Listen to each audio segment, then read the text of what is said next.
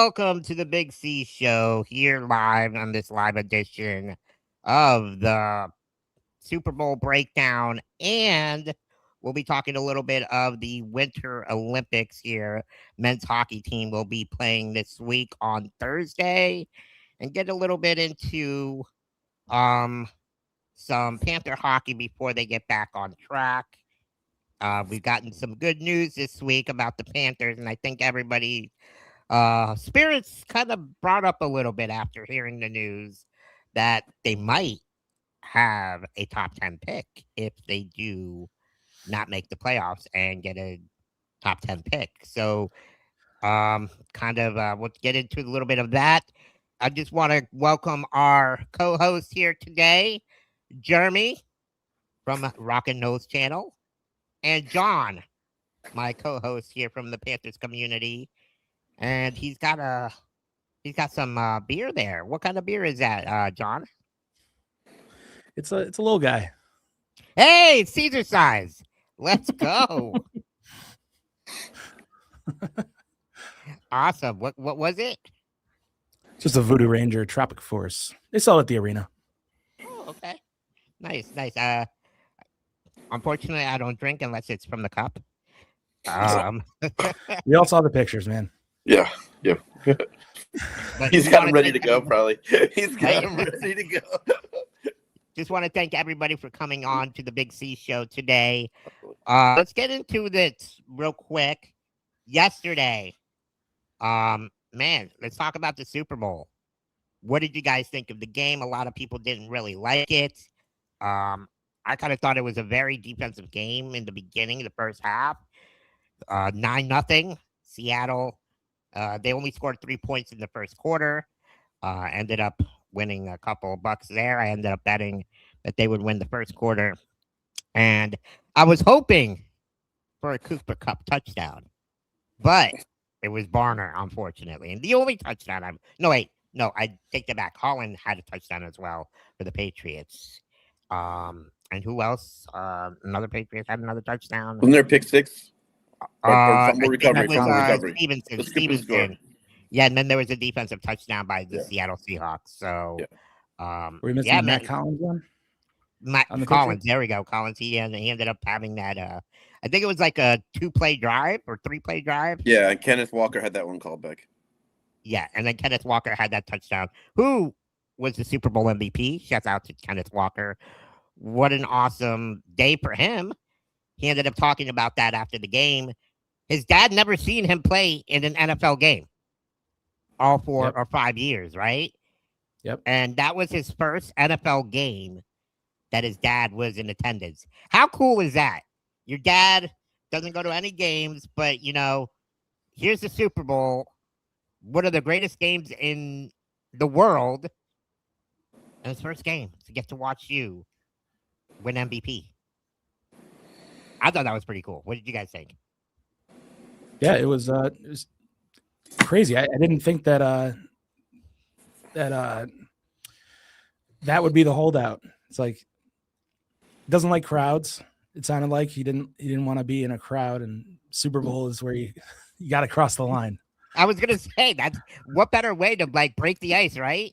Kind of like being on Toastmasters when I started doing public speaking and stuff. Being in front of the crowds, getting my I guess what do you want to call that? Confidence. My confidence up, right? Overcome your fears. Yeah, and you know what's crazy? They ended up miking him up during that. So it was like a double whammy there, right? Like, geez. Shouts out to him and shouts out to Kenneth Walker. Had an outstanding game. He's been up and down during the regular season. Hasn't been the guy that most people thought he was going to be, right? But, having Charbonnet end up tearing his ACL in the championship game gave him an opportunity to be the lead back this game. And he showed out. And something that I kind of thought, too, that New England was lacking is the run game. Why didn't they run the ball? I felt like they didn't have the attempt. Yeah, they couldn't. I know they couldn't, but look at the attempts. like they knew. just creating offensive schemes. Like, I don't know. I blame the offensive coordinator for this game. Did not help his quarterback Drake May out at all. He was battered out. Like the guy couldn't. He had to take a shot before the game to play. Yeah, and I think he's injured, right? He was. Yeah, also yeah. He had to take a shot before the game to play. That's crazy. Yeah, that came out today. Shouts out to Drake May. He battled. I know he didn't do the greatest. He didn't have the greatest game. But I prepare for this game. You know your quarterback's hurt. You got to have a better game plan than that. You know what Seattle's defense is about. They are, and it's crazy because though they did blitz a few times, most of their pressure came with a 4-man front. And I mean, shouts out to DeMarcus Lawrence, who said it before the year started. I left Dallas to win a Super Bowl. And him and Micah Parsons were going at it back and forth because Micah Parsons was one of the reasons why DeMarcus Ware left. And then all of a sudden the Cowboys trade him and DeMarcus Lawrence ends up winning a Super Bowl. How cool was that? I love it to see for him. And another cool story is his wife was pregnant. He was hoping she didn't have the baby during the game. She was at 37 weeks, I believe, pregnant. Shouts out to her for pulling through and not delivering during the game. They ended up celebrating together. And just, seeing them celebrate that Super Bowl was really cool. And as a Cowboy fan, I'm not going to lie, it hurts because I wanted it for him, but I'm glad he got it in Seattle, and he deserves it. So let's kind of get back to the game, though. What did you guys think of Seattle? Sam Darnold, drafted by the Jets, wins the Super Bowl. Do you categorize him being in that level of Eli Manning-ish? No, not at all. I give him credit for winning, but that'd be going crazy. Eli, like, come on, that drive. That's my guy. The drive against New England and that won it. Both times he had. Sam didn't have to do anything. Honestly, if the Rams had played the Patriots, it would have been an even bigger blowout last night because Stafford can throw it around the yard that ways Darnold can't. Oh yeah, I agree. And I think that and everything that we thought that the winner of LA and Seattle was at the old Dallas Sam. Whoever wins that game is going to be a Super Bowl champ. I mean, New England had the easiest schedule to get there. The road to the playoffs, CJ Stroud all of a sudden can't throw, and you faced a backup quarterback in Denver. Reality check last night. I agree. And it's crazy to see where he's come. Last year when he was with the Minnesota Vikings, I thought them letting him go was a big mistake. Especially but they got JJ McCarthy. Yeah, but not. I mean, no, but you drafted him first round. Like you got to like. I agree. And I still think JJ McCarthy will be okay. Once you take a guy first round that high, it's like you got to like. Yeah, nobody knows how to for adapt winning in the NFL. I mean, Sam's the first one from that draft class with Lamar Jackson, Josh Allen. The first one to win a Super Bowl out of that draft class, right? Yeah. Who would have ever thought? That's crazy. That wasn't on my bingo card. But that goes to show, like, a great defense. I mean, that's an all-time great defense last night. Just don't screw up. Right. Yeah, don't throw the ball away.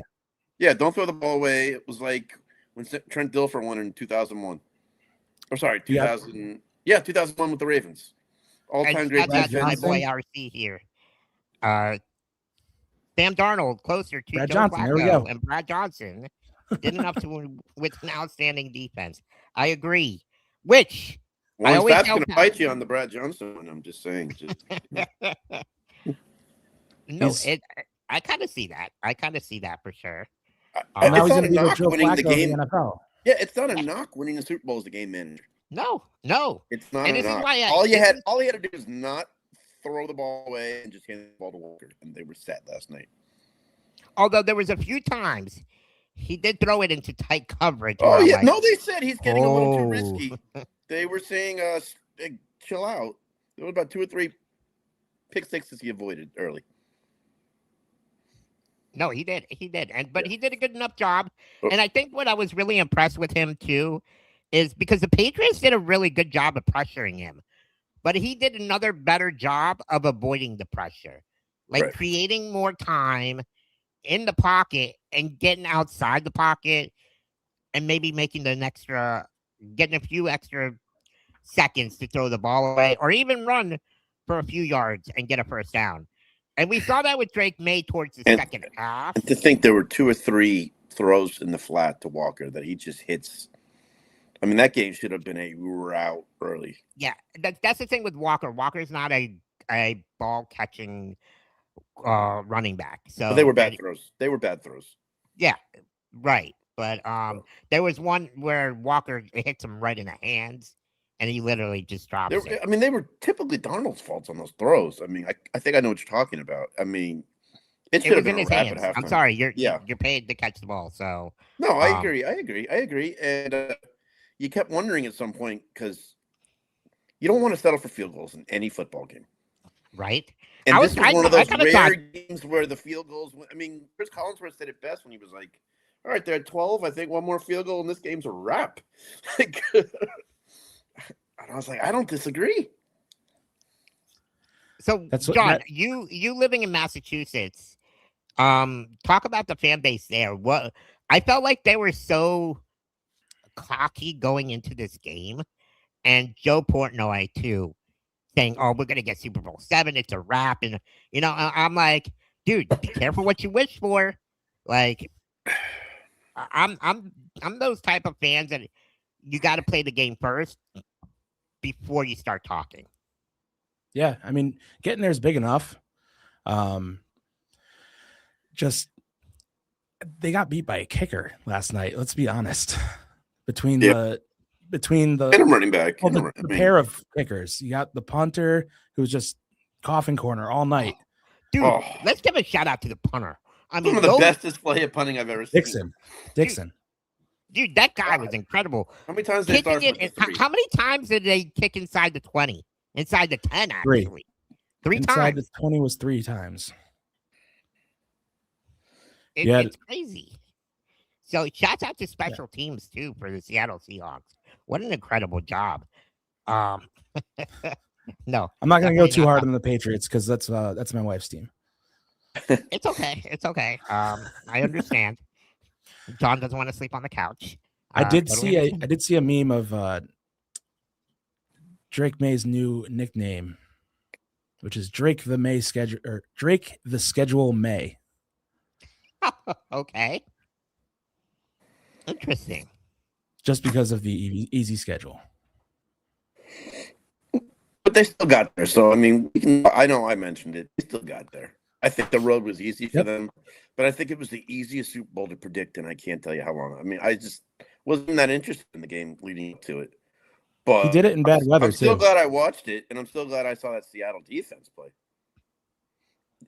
And it was a game until there was a Seattle interception. Yeah. In the third, I think it was. I thought it was fourth. Oh yeah, it was fourth because it was after. And Chris Collins was like, "Well, what else? What else do you want?" Like he was great. I got nothing. I got nothing. That's what he said. Super Bowl, calling the Super Bowl, saying, "I got nothing." Because it was not an exciting game. Like it was not an exciting game. Yeah. No, and I kind of saw it was going to be a defensive battle, but I didn't think that Seattle would go win that big of a margin.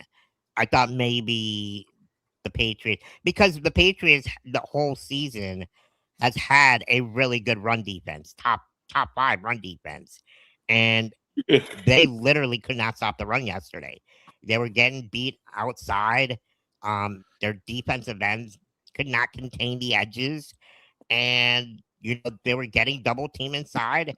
And the way that Walker was patient, and I think Collinsworth said it several times, right, where he's like, he's one of the fastest guys on the offensive side. He's just literally reminds me of Le'Veon Bell when he would just literally walk up to the line, all of a sudden see his gap, and then just go out with burst. And credit to Walker, credit to Seattle for running the ball too. I And thought that Patriots O line just got destroyed. I mean, they had two rookies in the line. I get it. Yeah. Right next to each other.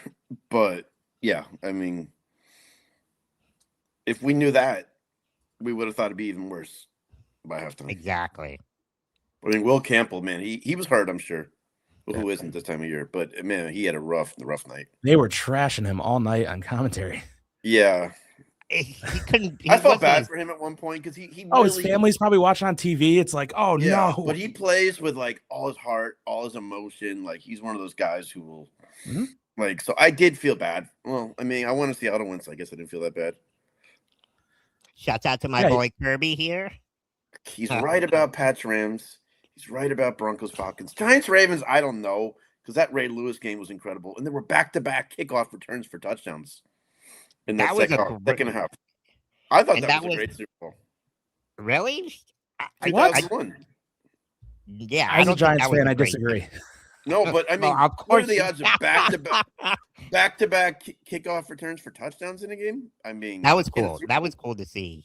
Yeah, Kerry Collins. It was a game. Ray Lewis just took the ball and won it for them. Like, I mean, of course, it was terrible for you. I mean, you guys got your asses. I don't know what it's like to really get there, so I just have to go off what other people say.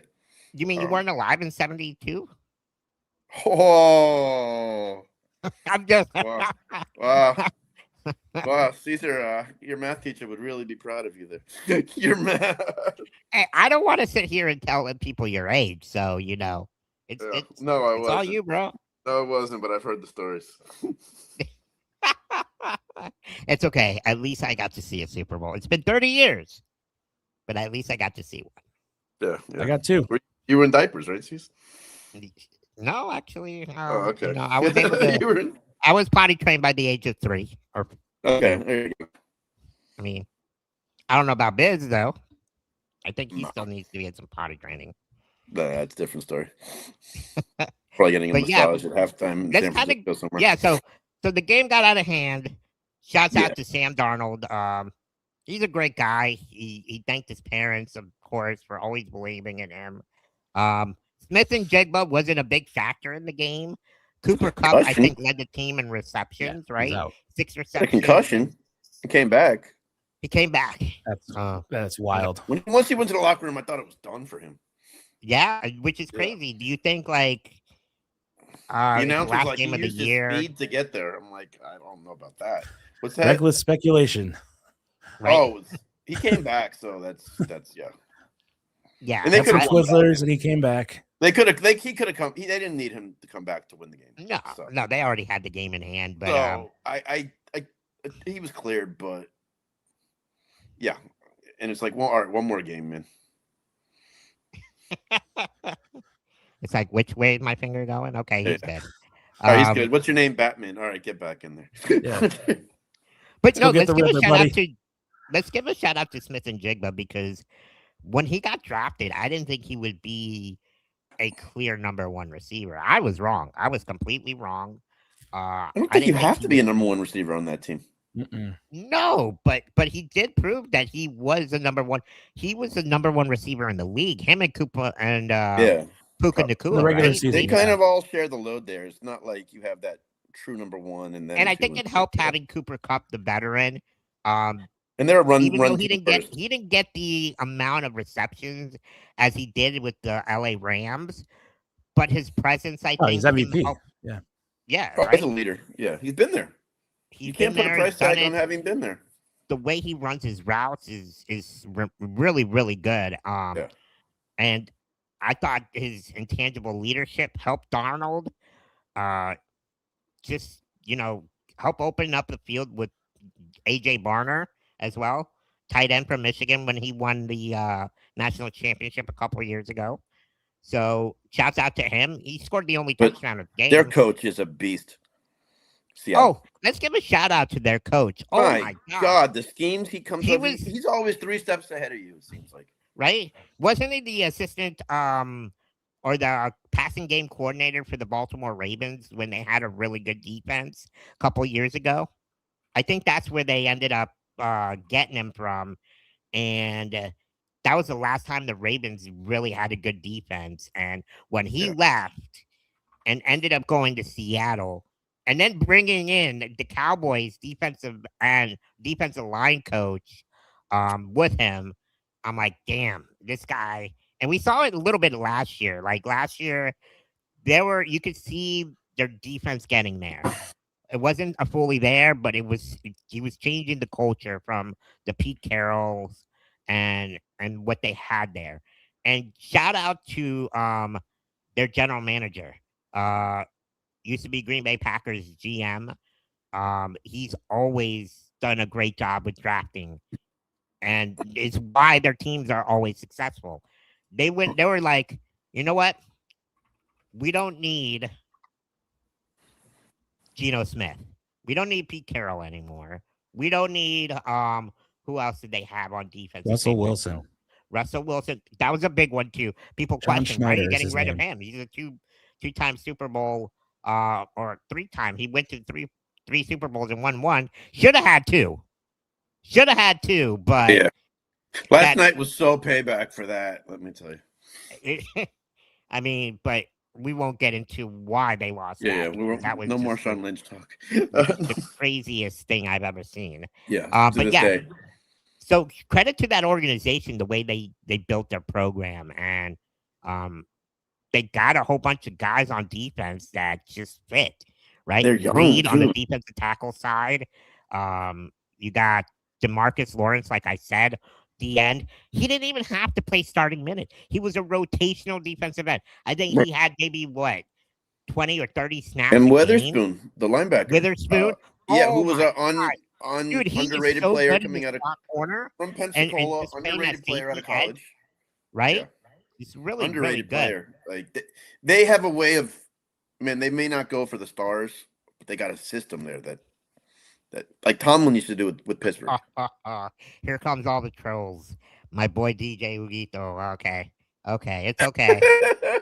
Lots of people have done that. Sam Darnold did win the Super Bowl before Dak, but I'm not going to blame it on Dak. So I guarantee you, if Dak Prescott was on the Seahawks, they would have easily won the Super Bowl. I'd have been 2 or 3 picks that might have cost them the game. Oh, you know what? Hey, Jeremy, you know how to read sign language? Wow, yeah, I know what that meant. But you didn't disagree with me there.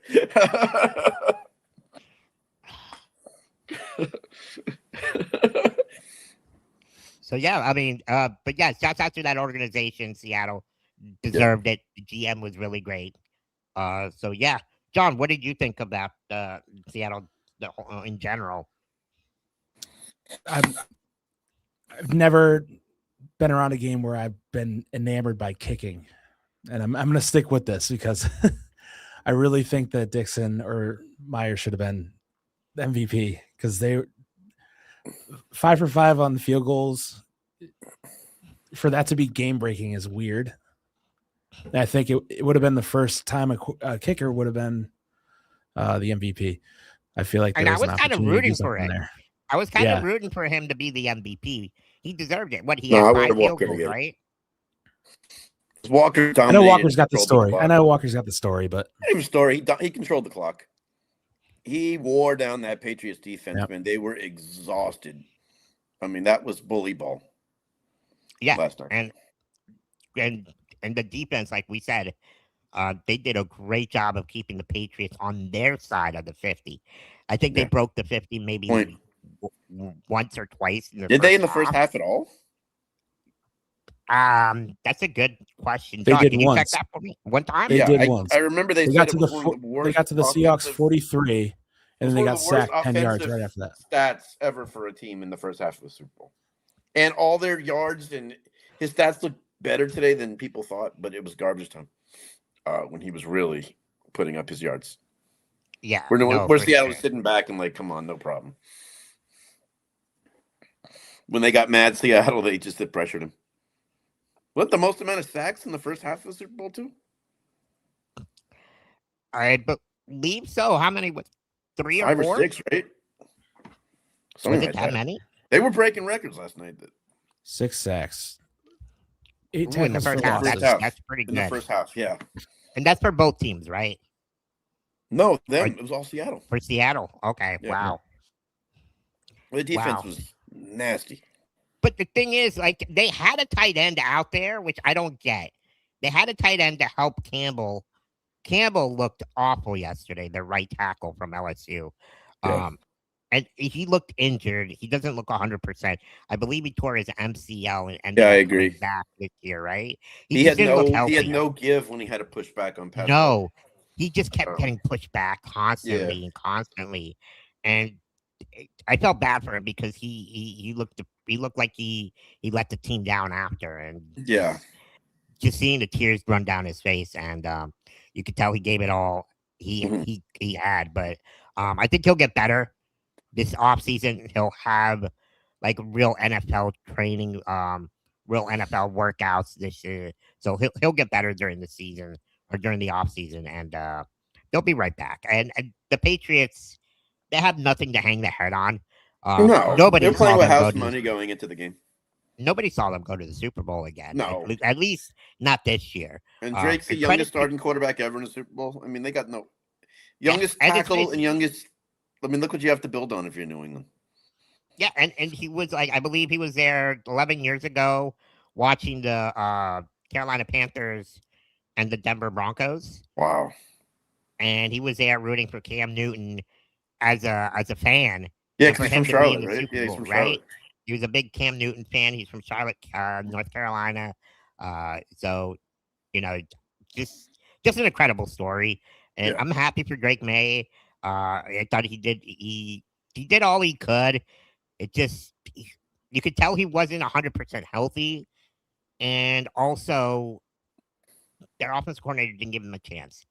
They just didn't game plan well enough to help him if he was injured. And I think that's the disappointment. Yeah, that's why I don't blame Vrabel on this one. I think Vrabel's a great coach. Although there was a time, I didn't think Vrabel coached his best game either. No, he didn't. But I'm saying I don't think this is an indictment on him. And I think I wanted Mike Vrabel as a Cowboys head coach. I don't think he would have gone to Dallas, but that's the guy. Kirby and I from the Cats and Rats podcast, we were like high on him. He was our top guy. So, and we knew he didn't get the resources he did in Tennessee. And look what he did with that program. I mean, look what he did at Tannehill. I agree. And Derrick Henry, right? Right? So, I mean, Mike Vrabel is a great coach. He changed that program around. Oh, he has guys run through a wall for him. Yeah, and Belichick, was always a guy there. He just was hanging his head last night. They got us. He just had that look. And that happens in football sometimes. The other team is just better than you, better prepared. You just don't have enough to win. And that's what happened. I would love your stats guy, Caesar. I'd love to see this year's Seattle stats versus the team that won in 2013, 2012, 2013. The Legion of Boom defense. That's a good question because they brought that up last night. Because we're talking about this Seattle defense like that one. We're saying that one was one of the best of all time. Now we're saying that. I kind of feel like this defense was better. This one didn't have the stars. Well, it was different. It was different. It was different. It didn't have the stars. It was on the line instead of on the corners. Yeah. The Legion of Boom was more the safeties, the corners, right? Yeah. Well, it was Cam Chancellor, Richard Sherman, those guys. Those were Pro Bowl stars. Earl Thomas.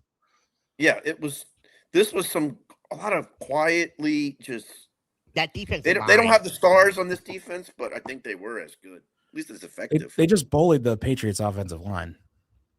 And you're going to win 10 out of 10 times when you do that. That's how the Giants beat the Patriots.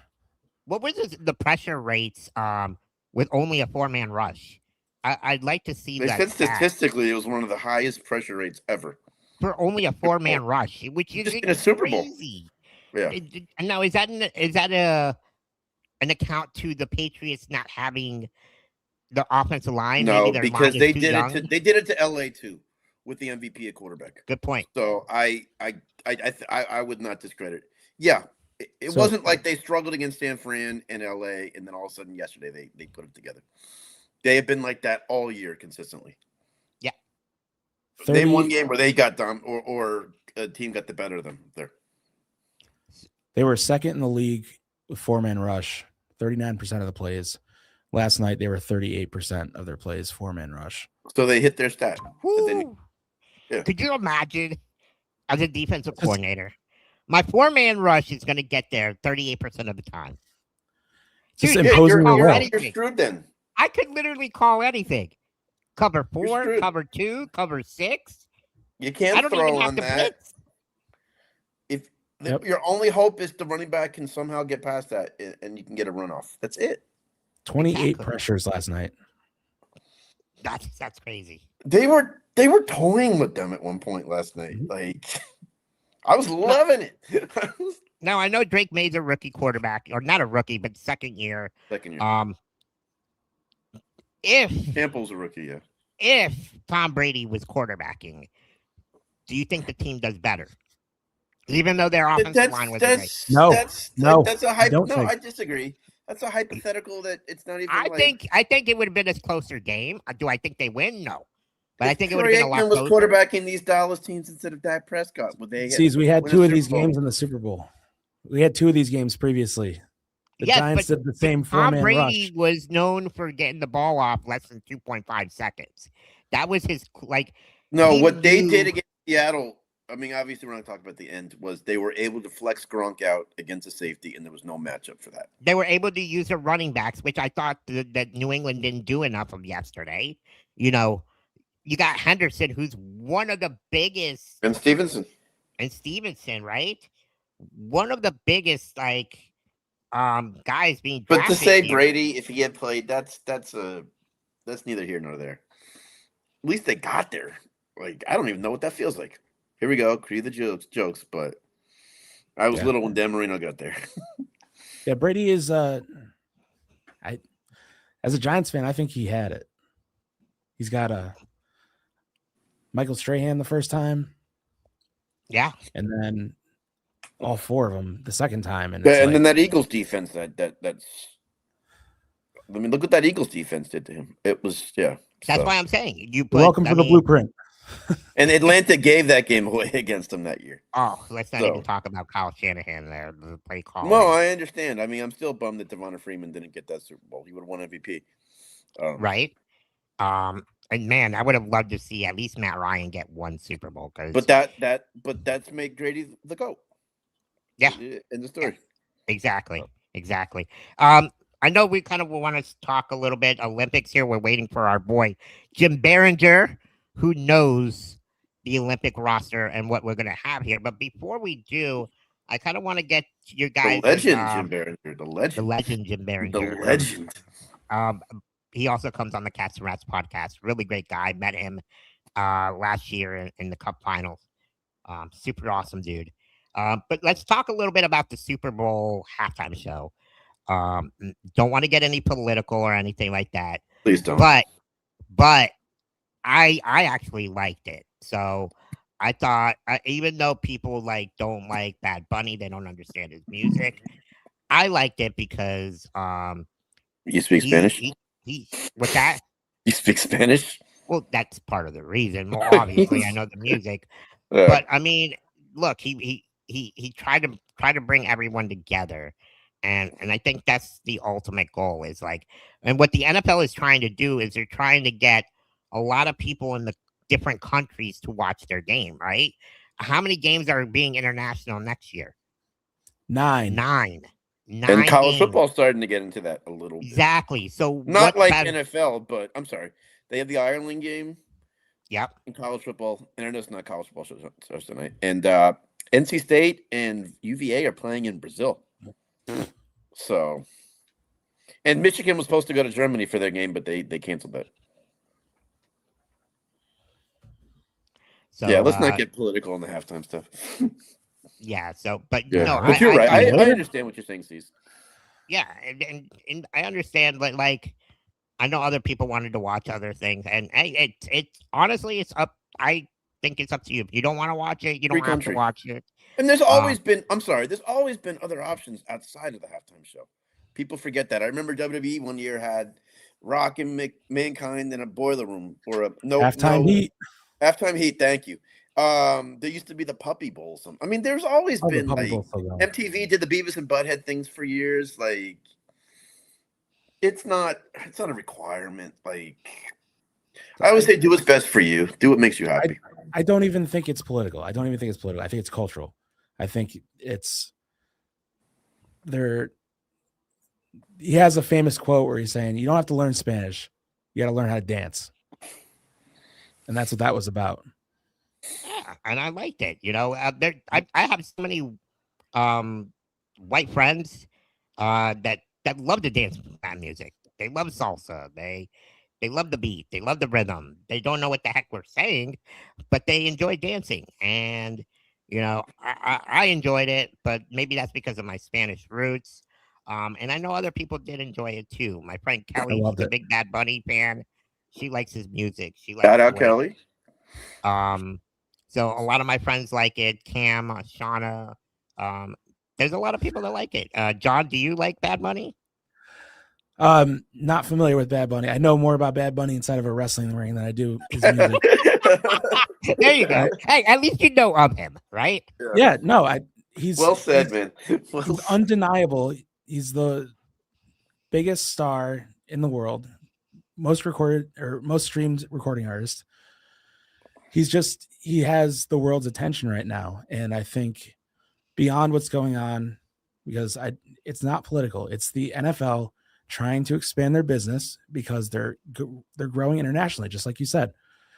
It's 9 international games next year, and it's like a lot of the world just doesn't want to hear Bon Jovi every time. You know what I mean?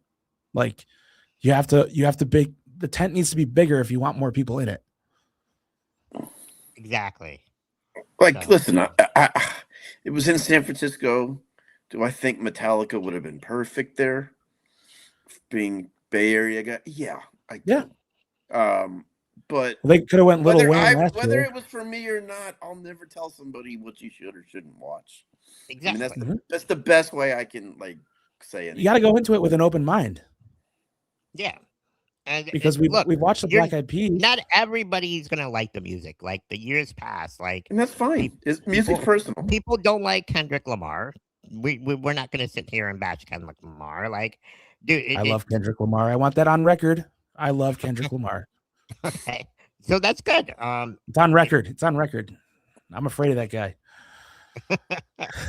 But I mean, they've had different Super Bowl, and the thing is, like, I think the last Super Bowl performance people have not been American citizens. But I think the one thing that is that I get like question is like, why are you questioning him if the other ones weren't also American citizens? Like Bad Bunny is actually an American citizen. So yeah, that's the thing that got me. And it's like, why bring that up? Fruit. Yeah, you know, so it's like, it is what it is. I enjoyed it. That's my opinion. I loved it. I loved the way he presented it. Great job there. It was beautifully shot. And I love the work and the camera angles and everything that they did. Just the way they set it up. And I'm kind of going to show it up here real quick, guys. Because, man, I did the production. Because Kirby knows from the Cats and Rats podcast, like, I ended up taking a media class at Broward College, so I kind of know the field of like the production, and the way they did everything was incredible. Let's take a look here real quick. A little bit of a like time lapse of the Super Bowl halftime show, how they got it all set up. There we go.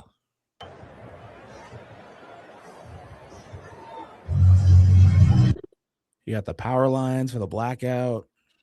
Crazy. Look at this. It's so creative. And did this in less than 5 minutes. And those bushes. They set up a wedding. Dude, those bushes were people dressed in bushes. Like, that's crazy. That's so cool. And they all made $19 an hour, I found out. Hey, give me $19 an hour. I'll go out there and just sit still. It was $1,300 for their work in Super Bowl week. In case you wanted to know that. That's crazy. Good. They were used mostly as a shield for the set changes and moving the cameras. Okay. Sorry, I took a deep dive into this last night. That's so cool, though. Look at this. Like, and each one of those parts of the house had wheels in it because they didn't want to ruin the turf. Yeah, of course. Yeah, I think one side was a house, one side was a bodega, and the shot shop. That's awesome, man. I thought that was really incredibly done. I don't know how the cameraman didn't hit anyone because they were so like boxed in, like they were rotating around, like, Bad Bunny when he was singing, and like there were people dancing around him, and it's like, man, not only do the people that are doing choreography have to pay attention to that, but the cameraman's also doing choreography. I would do it for $10 an hour. Okay. I would too. Just to be at the Super Bowl. I'm not saying it as a knock on their rate. I'm saying like that's really cool that you got $1,300 for a week's worth of work to be a tree. Right. Hold on. Sorry, guys. There we go. Yeah. Great shout out to the NFL and the production team for getting that out there. Just doing an amazing job of setting it all up. But for me, let's kind of go real quick before we get into the Olympics here. What was your all-time favorite halftime show? I know I put you guys on the spot, but what would your all-time favorite halftime show be? I have a top 3 with no particular order, if that works. I'll be very quick.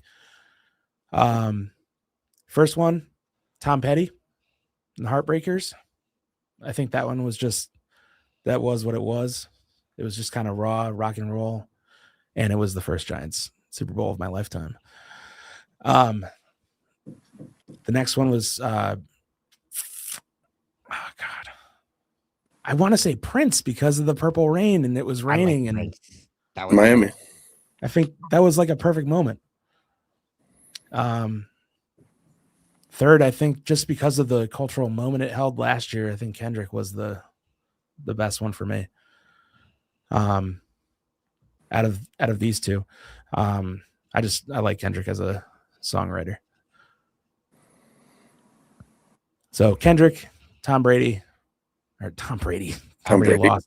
Tom Petty, and sounds like you have him in your sleep. Prince. Yeah, those would be my 3. What about you, Jeremy? Never really broke it down. I think there was one that I remember. I think it was that 2001 Ravens Giants game. It was Aerosmith, Britney Spears, Nelly, Believe It or Not, NSYNC. That was a PRL halftime show. Yeah, but it was great. Yeah, that one I remember. And they sang "Jaded" up there. Aerosmith got up because I love a little rock, a little guitar. Yeah, and I can't remember the last time they've done that. Maybe Coldplay is the closest. So yeah, that's why I said Metallica just would have been so. They did have Green Day before the game started, so. Yep. If you guys, we're talking halftime now. See, no stuff. I'm just saying. Talking about practice here. See, like we're talking. No, yeah, and for me, I'm with Jeremy. 2001. That was one of my favorites, just because. And the way they all came together, Nelly. Yeah, Nelly and Sync. Boy band back in the day. That's where they started taking off, and when they sang "Jaded" up there, Aerosmith. That was so cool. Jaded. Yeah. The one that I remember was not my favorite. Janet Jackson. I think they did "Walk This Way" too. Cease, get your head out of the gutter. Please, I should have known. 2004. He's got it printed above his so bed. Predictable. He's got it in.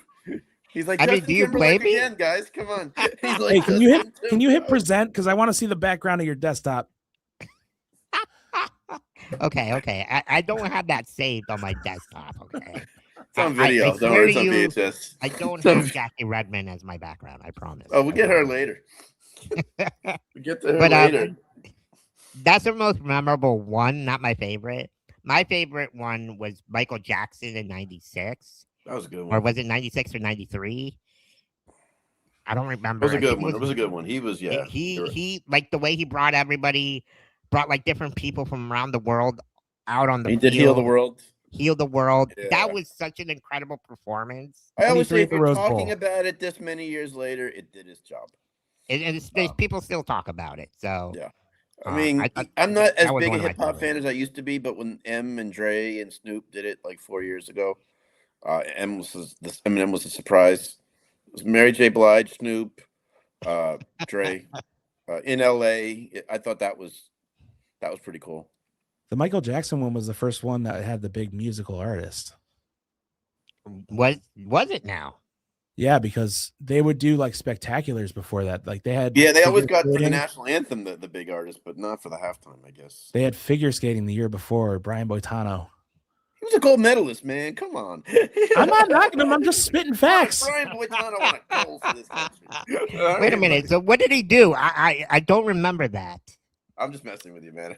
So okay, so the year before Michael Jackson, there was a marching band. There was Brian Boitano and Dorothy Hamill.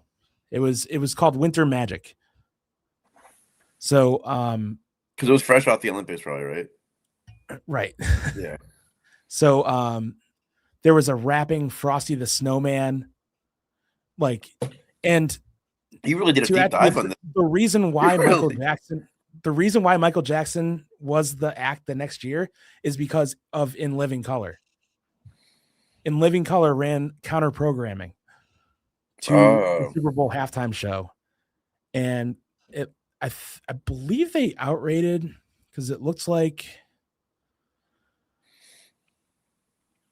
Yeah, it was decided because of In Living Color that they needed Michael Jackson for the halftime show the following year. Okay. I did not know. So that's the craziest thing is that it was brought upon by, David Allen Greer, Jim Carrey and crew. RA has big performers. RC, what would Brian Benito? No, it's from South Park. If he were here right now, I'd sure he'd kick an ass or two. Mm-hmm. That's awesome. That's I was thinking about that before he posted that. No, that's crazy. But yeah, those are my favorite. Thanks. It's crazy how far the NFL has come. Shouts out to them for sticking to their guns and not changing it. So I mean, either way, people are gonna hate it. I feel like if they would have put somebody else in, and people are still gonna hate on it. So it is what it is. You cannot win, no matter who the selection is. You can't win. Exactly. But Metallica. Well, I mean, that's the same thing as it should have been Lil Wayne last year. I'm joking. Like, like it was in New Orleans. Should have had Lil Wayne. Well, I think Kendrick was kind of having a cultural moment. I think Bad Bunny's having a cultural moment, and I think it's more global. The number one artist right now in the charts. So I think the NFL's just going to keep going to see who has the biggest umbrella in the storm. Is it the NFL or is it Jay-Z? Because Jay-Z here's the thing. Jay-Z controls the halftime show. My mom does not watch the Super Bowl. For the first time in her life, she sat in her room and watched it in Spanish because of Bad Bunny. So that goes to tell you, I mean, they're trying to bring other people in to watch their game. So that's my point. His music is good. I don't know what he's saying, but it's like I was looking at like the translations of the songs that he played, and it's a lot of positivity. Yeah. Now let's move on to the Olympics. Finally, it's here, boys, gentlemen. Team USA is going to be rolling here this Thursday. I'll be streaming live with the Cats and Rats podcast. We'll be watching the first game on Thursday, 3 p.m., 3:10 Eastern time. So be sure to catch us either on the BigCeaz Show or on the Cats and Rats podcast. We'll be live streaming that game. Man, I'm excited. I don't know how excited are you guys for the Winter Olympics? These guys actually finally get to experience the Winter Olympics because it's been since the last one back in, when was it, John? When Canada beat Luongos, who was it? Marc-Andre Fleury was on that team, and who was it? Dang, I'm trying to remember. For Team USA? Team USA and Team Canada. Team Canada won. Luongo was in net. It went into overtime. Sidney Sidney Crosby? Crosby with the winner. 2010. Was that 10 or something? It hasn't been that long.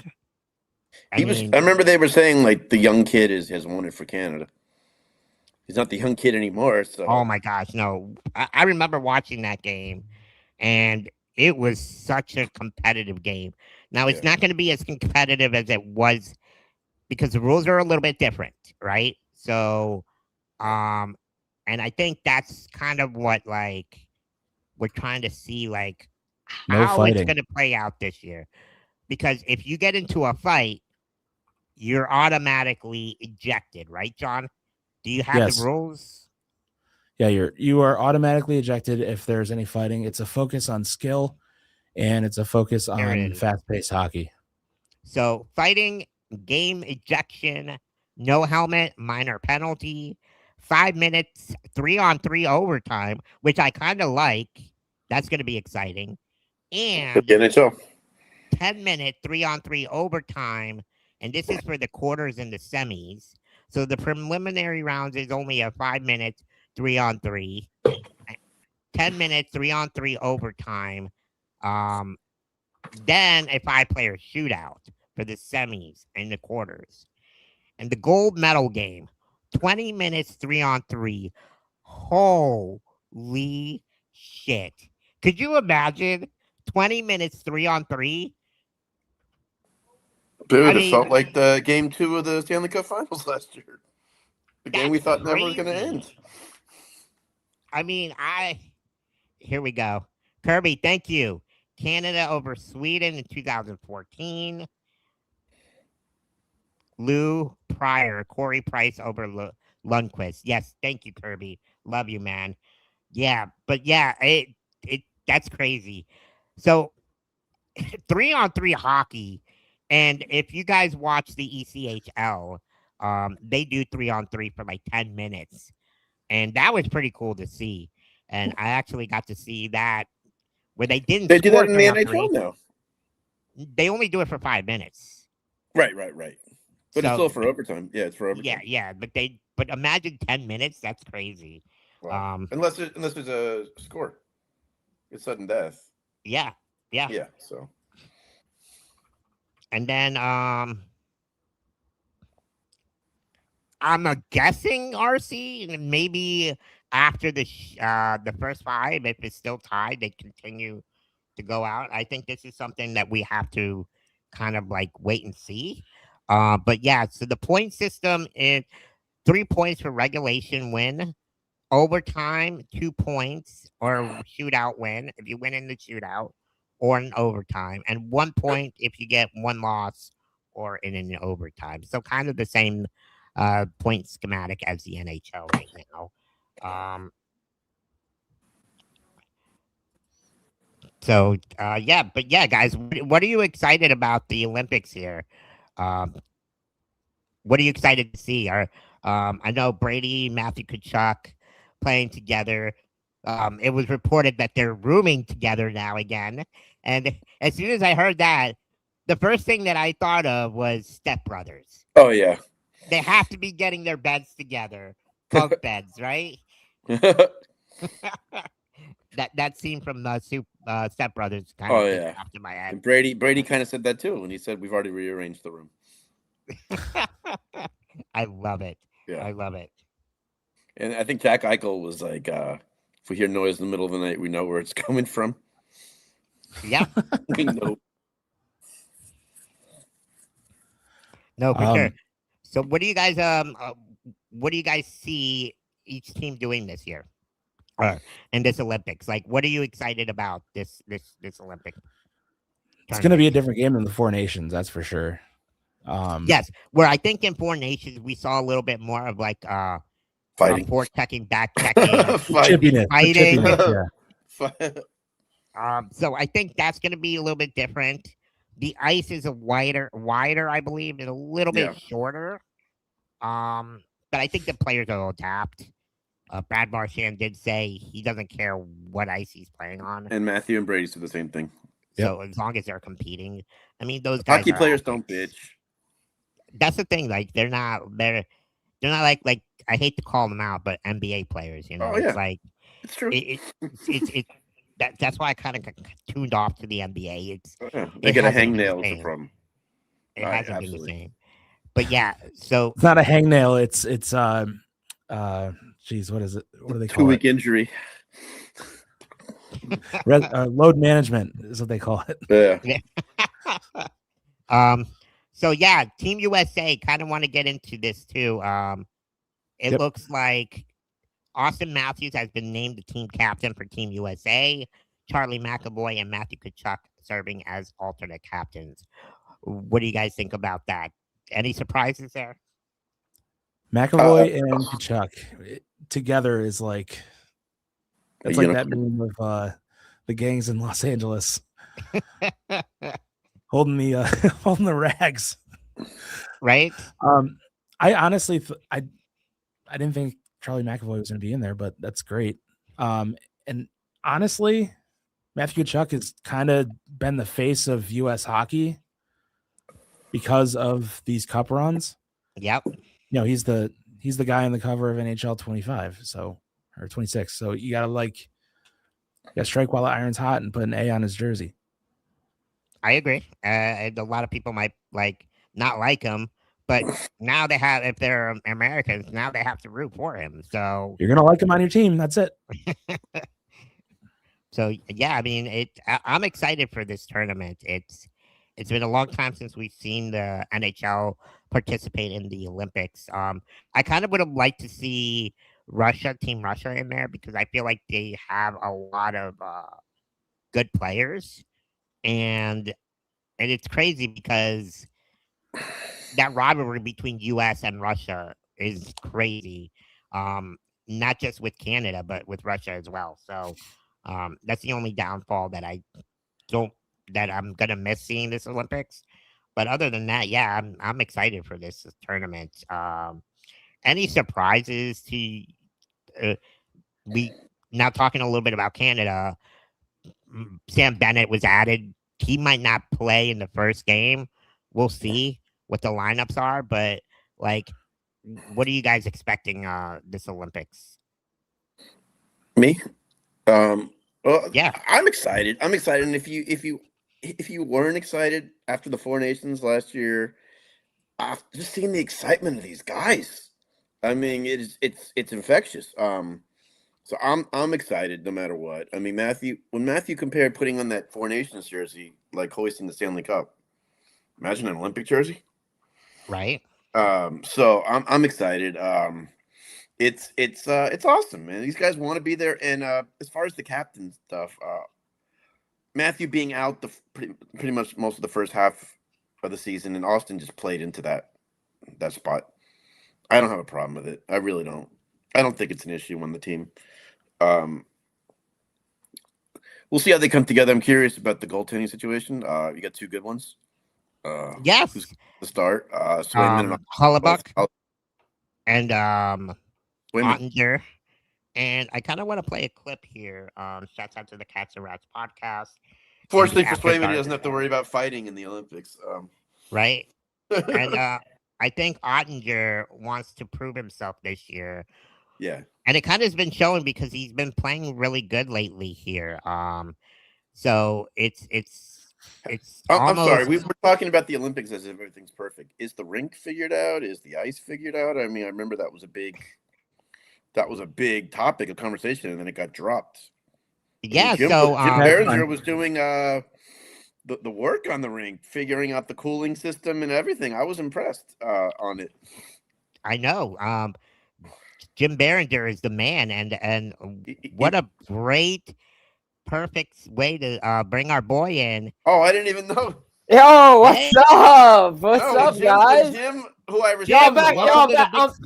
I'm back from Italy working on a cooling system and AC. Jim was like, "What are they doing?" I'm just kidding. I'm just kidding. And I was like, God, I know he knows hockey, but now he knows how to put a rink together. I mean, look, is it perfect? I mean, guys are saying ice is good, this and that and the other thing. I'll believe it when 4 games are played on it in one day. Yeah. that's when that's when the test is really going to be put. Look, it looks like a roller hockey rink. It looks small. It TV wise, it looks okay. Press box wise, it doesn't look the best. Kind of glad I'm not there, because Canada had closed practices. Certain teams are having closed practice. Like, all right, then what am I doing? Sitting in my hotel or going sightseeing or seeing the rest of the Olympics? Because, but it's good to be here with BigCeaz. Shout out BigCeaz. Thanks for the invite today, fellas. What is going on? Nice to meet you, man, in person. Nice to meet everybody welcome today. To the BigCeaz Show. Respect your coverage, buddy. I appreciate that. That's much love. Much love to everybody here. I appreciate that. And as Ceaz will tell you, I don't just give out compliments just to. I mean, look, that means the world to me. That means the world to me because in this business, a lot of people, they don't respect your name, even if you're on big networks, and they're like, oh well, you never know. Does this guy really know what he's talking about? Kind of do know what I'm talking about.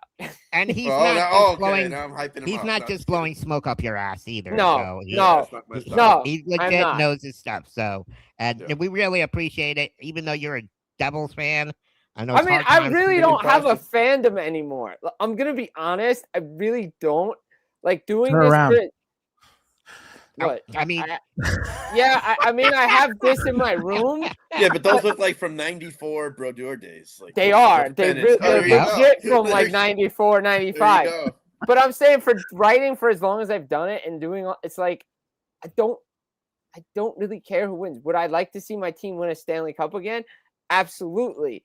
But as Ceaz knows, as everybody knows, shout out, our boy Kirby, he knows, I'm the harshest critic on the New Jersey Devils. If you haven't figured that one out yet, newsflash, I ripped the team.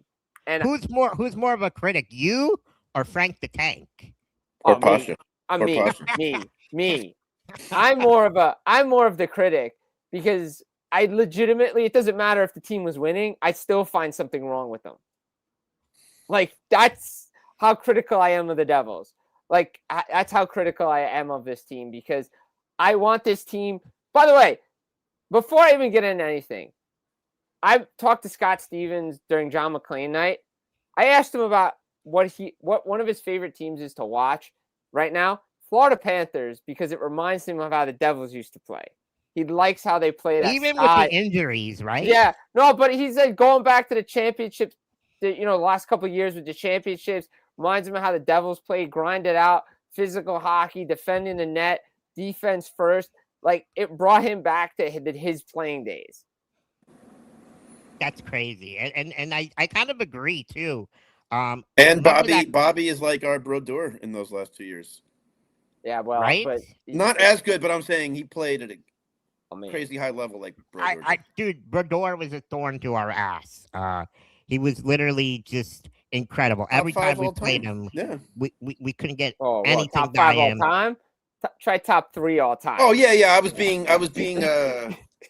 Yeah, no, I know what you're saying. No, I know. Yeah. No, I mean we can have. I just say 5 instead of 3 because then you can't argue it. No. Do you regret the Devils not winning more Stanley Cups for Brodeur? I mean, they ran into the Rangers in '94.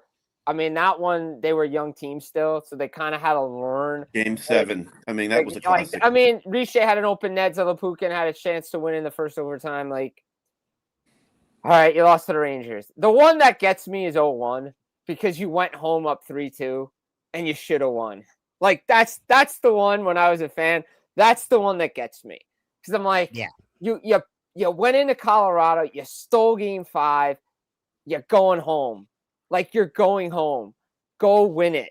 Like, finish it. Don't go back to Colorado. Yeah, that was like us with Toronto last year. Yeah. Like, up 3-2 and then you lose. But we ended up finishing business. Yeah, no, exactly. I understand, but it got you worried. But the issue was everybody knew if the Leafs won Game 6, they weren't winning Game 7. Okay, that's true. Like, I mean, like we know. Yeah, sorry. Yeah, like everybody knows that one. Yeah, everybody knows that one. But look, yeah, I mean, I heard some of the convo coming in the Olympics. I'm excited for it. NHLers back, first time since 2014. I mean, where should we start with this? So we were kind of talking about the rules here, Jim. Let me pull them back up here. because the rules are a little bit different than Four Nations. Yeah. So it's They're not I don't NHL think, rules. They're not NHL rules for I people see. that like No. if and people are it's not Four watching this. Nation rules either. So No, it's not. Like if people are expecting 3 fights in 9 seconds, good luck, because then 9 guys are thrown out or 6 guys are thrown out of the game. So good luck Kachuk, with Bennett, Brady, they all have to have their cool. Hagel. Like Hagel was part of that too. Like Yeah, Hagel yeah. was part of that. So yeah, it's gonna be different. So once you start a fight or anything, you're out. And I don't think they want to jeopardize any part of the team. Are they going to maybe be? you're- I'm sorry. Are they going to be lenient the refs if a guy retaliates? They'll let you. I've seen it in years past because I think Dave Jackson was talking about this, and a lot of former NHL refs who've reffed the Olympics, they'll give them some leeway. It's not like double IHF if you watch the World Championships where it's like a couple pushes and shoves, guys are in the box immediately. Like Right. if the NHL refs are reffing those games, and I think they're going to get the European guys up to speed on how these guys play, there's going to be a little pushing and shoving.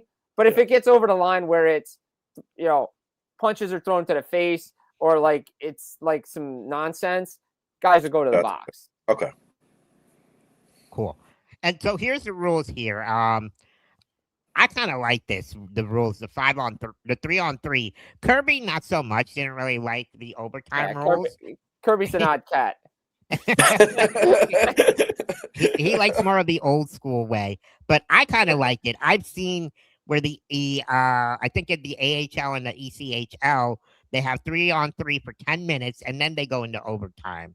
I got to experience it at the Everblades game where they didn't score those 10 minutes 3-on-3, and then they went into a shootout. So this is kind of like the same thing, right? For the quarter and the semifinals. But 20 minutes, 3-on-3, sudden death overtime. That's going to be insane. Well, you see it at the World Juniors every year. Like that's a new rule that's a World Junior rule because they just started doing that at the World Juniors a couple of years ago. So the game should theoretically be over. The game should theoretically be over within the first 10 minutes of the game, of the overtime period. Yeah, well, yeah, I know Kirby's like half NHL, half ref, but if you listen to some of the guys,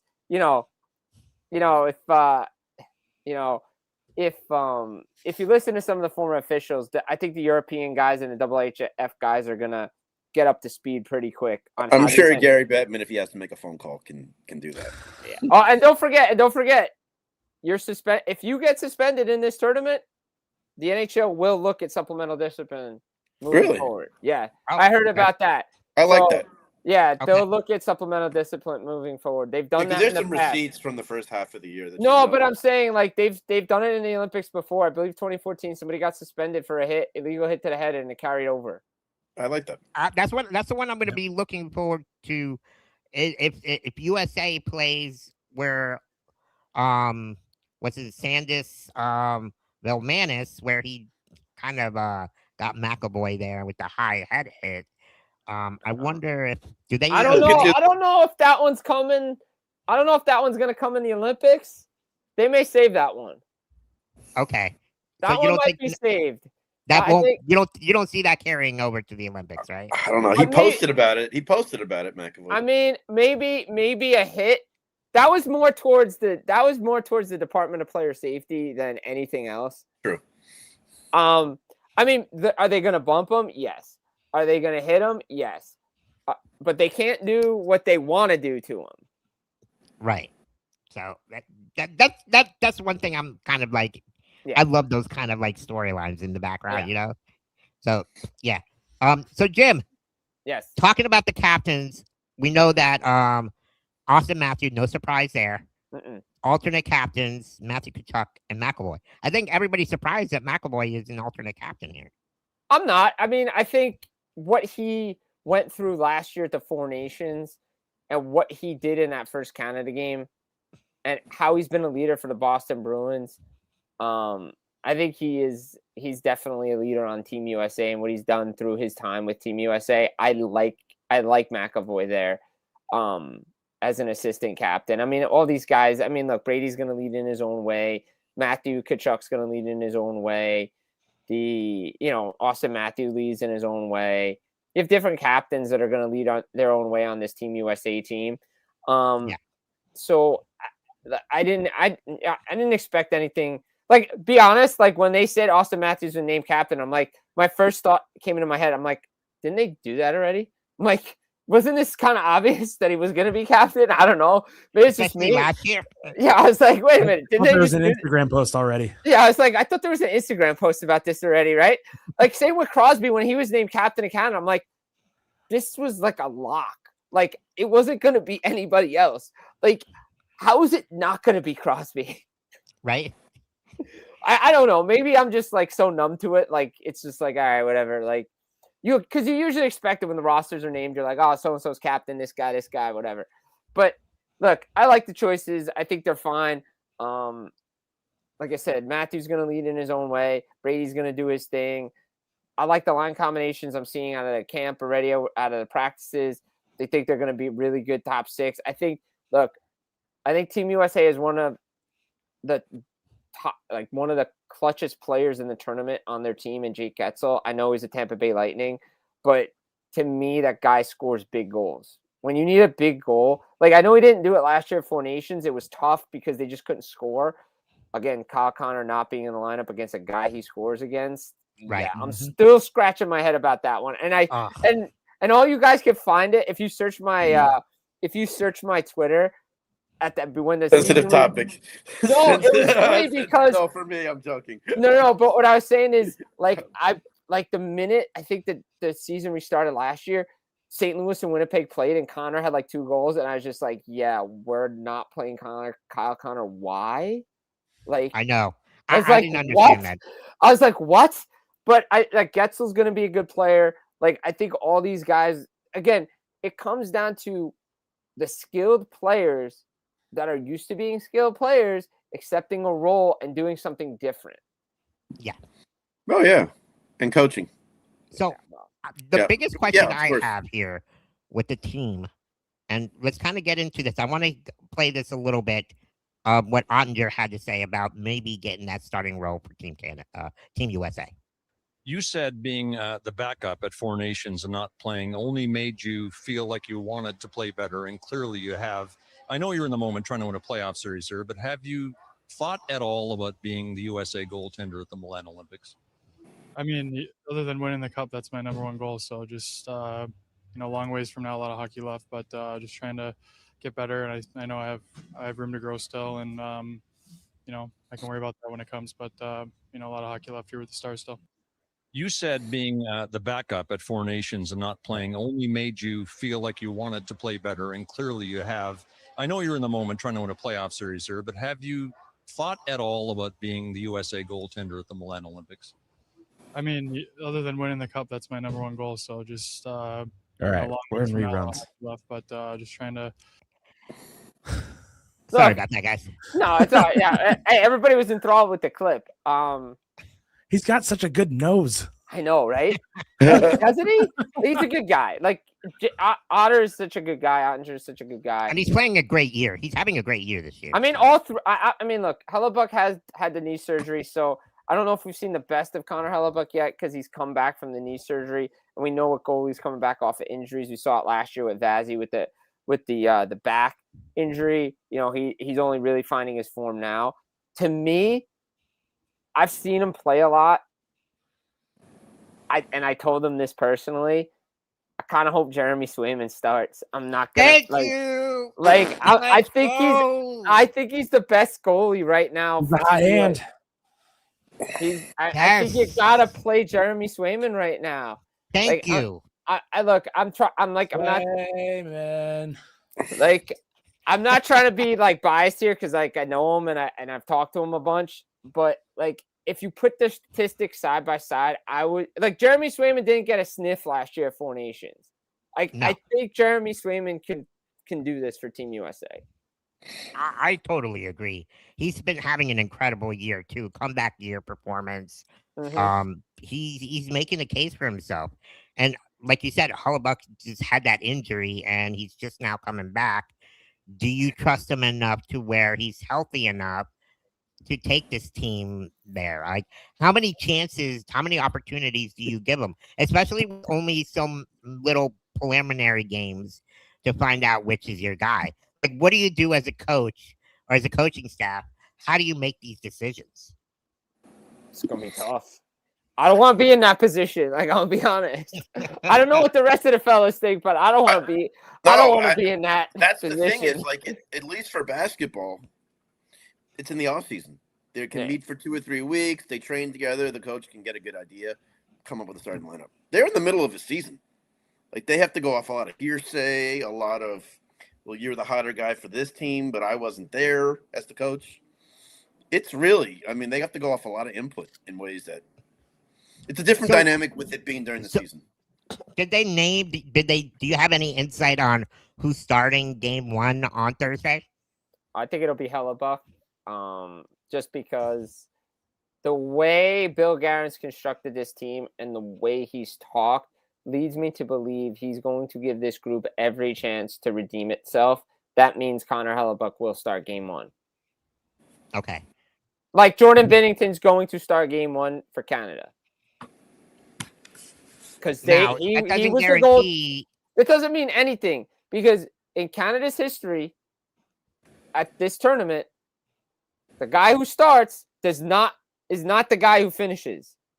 In the last years that they've done this thing with NHL's going there, 2002 Curtis Joseph started, Martin Brodeur finished. I believe Marty Brodeur played the whole tournament in 2006. But I'd have to go back. I know definitely in 2010 he started. He didn't finish. It was Luongo. And Carey Price did not start, but he finished in 2014.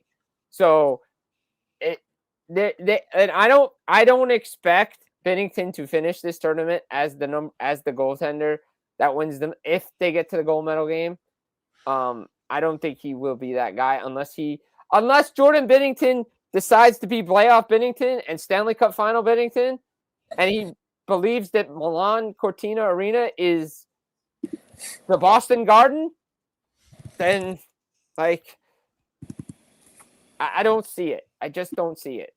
Gloria, so here's a little stat Gloria. here. Country medals count at Olympic, the count of medals at the Olympics since 98 to 2014. Canada, obviously, 3 gold medals. 02, Sweden's 10, got 1 14. gold, 2 silvers. Mm-hmm. Czechia, 1 gold, 3 bronze. Mm-hmm. USA, we've only got the silver twice. Mm-hmm. Finland, they have the most medals. 2, 3, 3, and 3 for the bronze. And then Russia, which I was saying earlier, it's kind of disappointing not seeing Russia in this. Yeah, I'm kind of disappointed. I'm kind of disappointed they're not there either. Bobby needs rest. Just because there's so many good players and the rivalry between U.S., Russia, and then having Canada too, like that would have been an ultimate Olympic. That would have been great. I hope they're by the time we get to the World Cup, I hope everything's settled and they're allowed to play. I mean, So the one after this will be 50 years post the 80s. Yeah. Huh. So, looking at the lineup, who have you seen the practices, or have you got any insight on the lineups here? The first couple of lines. We all obviously know Matthew and Brady Tkachuk are playing together. Are they on that second line or are they on the first line? They're interchanging them looking right like now. Like, I think one day they were on the second line with Eichel, then it was the first line with Eichel. Like, I think it's going to be that combination. It just depends on if they're line 1 or line 2, and if it's Getzel with Matthews and Boldy is the other. And then obviously Tage Thompson, Dylan Larkin are there as well with Kyle Connor. Like, I think that's a pretty solid top line. I know Canada's top line is Tom Wilson, Connor McDavid, and Macklin Celebrini. I mean, wow. Like, McDavid and Celebrini together. Speed alone. The Like, speed alone. oh is my crazy. God. Like, come on. Like, and I know why Wilson's there, because he's going to go in the corner, grind it out, like go get the puck and let those 2 guys have space. By the way, Kel McCarr is on the top line on the defensive pairing. Like, I mean, God. Can we Sidney just like Crosby hand out off there too. Can we just give the medal to Team Canada? I mean, Look, On paper, it's on paper they should like here's how I look at it. They're the defending 2-time Olympic gold medalists with NHLers there. You didn't even say Nathan McKinnon. Yeah, Nate McKinnon's online too, by the way. Like Nate McKinnon's there, Sidney Crosby's there, Marchand's there, Bennett's there, Reinhardt's there. Reinhardt's there. playing on that Mitch third Marner? line. Marner's Third there. That's the wealth of talent that they got. It's ridiculous. It's crazy. Like they have Canada on paper should win the gold medal. Yeah. Straight up. But they are in a tough group and they have a tough first game against the Czechs. Pasha. Like And that game is on Thursday, I believe, at 10:30 in the morning. hey, good time to watch hockey. Beautiful time. It's going to be so exciting to see. A lot of hockey. A lot of people didn't. Yeah, a lot of people said, "Hey, no NHL hockey." I say, "You got the Olympics. Let's go." Right. Absolutely. Question here from RC. Hypothetical. How would you run USA's fourth 3-on-3 lines in overtime? Well, Quinn Hughes would be one. Oh, I would start with one. Yeah, I would run him ragged 3 versus Yeah, I would 3. I just keep him out 20 minutes. Like, Yes. just keep him Yeah. out. Like, Dude, just keep him out. there. Yeah, you're good. You're Again. done. Just keep going. Again. I'd probably go Quinn Hughes. I would definitely go Matthews. I would definitely go probably Eichel in there somewhere. I'd definitely throw Boldy in there with somebody on a line with Getzel and maybe a Kachuk. Definitely doing Brady that. Kachuk. Definitely Brady. I don't for think sure. Matthew is fast enough, but his playmaking ability is really good too. Yeah. So. Probably have a defenseman out there, either McAvoy with somebody. Definitely have McAvoy out there with somebody. Maybe have who else is there? Probably Slavin out with somebody, just in case Slavin, you just. man. Yeah, who He was replaced one of the Seth best Jones? defensemen last year. Oh, in Lacombe, formation. Jackson Lacombe replaced Yeah. him. See, Seth Jones would have been a nice. Oh, that would have been a great That would have addition. been great. especially on That would the have been a power great play. option. Feel bad for Seth Jones, by the way. You know, he Yes, earned his shout way out on to that him, team. man. Winter Classic. And then in the Yeah. Winter Classic that he finally gets to play in first period. Yeah, breaks the collarbone. Yeah. Oh. We just Matthew had the Tkachuk's worst in luck too. this year. Look, Worst I'll luck. say this about the Panthers. I've been watching a lot of their games this year. At some point, there's going to be a lot of there's going to have to be a discussion at some point if this point spread starts to become too much. And I think we're going to talk about that here in a little bit too. Kind of. Thanks for bringing that up, Jim. No, I'm just saying, like, Especially that we found out that they have a top 10 pick protected. right, like it. Like, Sore subject. Were you No. shocked when you heard that? I was, because all I heard last year was it was a sliding pick. Like, I was like, okay, well, if they don't have it, then it slides. And then the conditional first that went to Boston in the Marchand trade just slides. And then I'm just like, oh, wait, it's top. But how did no one have this already? Dude, Bill Zito's a Zito. freaking genius. He is. He's a Zito. genius. But I'll say this. I think watching Tampa, like I've watched a lot of Tampa games this year. I was there when they played Winnipeg. I was the Stadium Series game, and I've watched a couple other games. That Tampa team looks like the Tampa team that went to 3 state finals and won 2 cups. They're rested. do. They look refreshed. They look like the Yep. team playing defensively. They added would- the players to Right. be a little bit more physical. I wouldn't be grittier. shocked if Blake Coleman goes back to Tampa. I'm not going to lie. Wouldn't be shocked by it. I think they're going to add a complimentary piece like that. I think the best thing from the Florida Panthers is to miss the playoffs, get the rest you need, get your guys healthy, and go after it again next year. I don't disagree. Everyone's Everyone's under contract next year. Like let's go. everybody's back. Everybody's settled. I know you want a three-peat. It's not in the mindset of Bill Zito, but I think that's the best course of action. Just get the team rested, get them a full off season, because doing this all the time and not having it does come back and bite you, and you can clearly see it. Oh, they're so tired. I've got something. Shoot. I would rather miss the playoffs than get into the first round and get beat by somebody like the Hurricanes, who would need a series win over the Panthers to feel like they got over the hump. Right. No matter how broken they are. Right. No, that's a fair point. I like it. No, I'm just saying from an outsider perspective, like watching the teams and just seeing different teams that look rested and refreshed. Like Tampa last couple of years in the playoffs, you could see they were just tired because they were grinding. I'm not saying tanking. I did not use the word tank. No. I'm saying it would benefit the team long term to have a longer off season, rest your body, go through the normal routine again, because next year they're going to be healthier, rested, refreshed, and then you can play that style that Paul Maurice likes to play for 82 games. And it won't be the Olympic schedule this year. Right, all exactly. These back-to-backs and 3 and 4 nights. Right, exactly. So I think it would benefit them that way. That's all I'm saying. I'm not saying tank. Yeah. No, the schedule's done us no favors this year. Look, injuries, rest, tired. It's catching up. Hey, by the way, it's not just a Florida thing. It's an Edmonton thing too. Like the Edmonton Oilers look tired. They look like they played a lot of hockey. They're not the same. They're not the same team. And Leon Draisaitl said nothing wrong, despite what some of the Edmonton media think. Said nothing wrong, because I've been saying it since the summer that it's not the same team.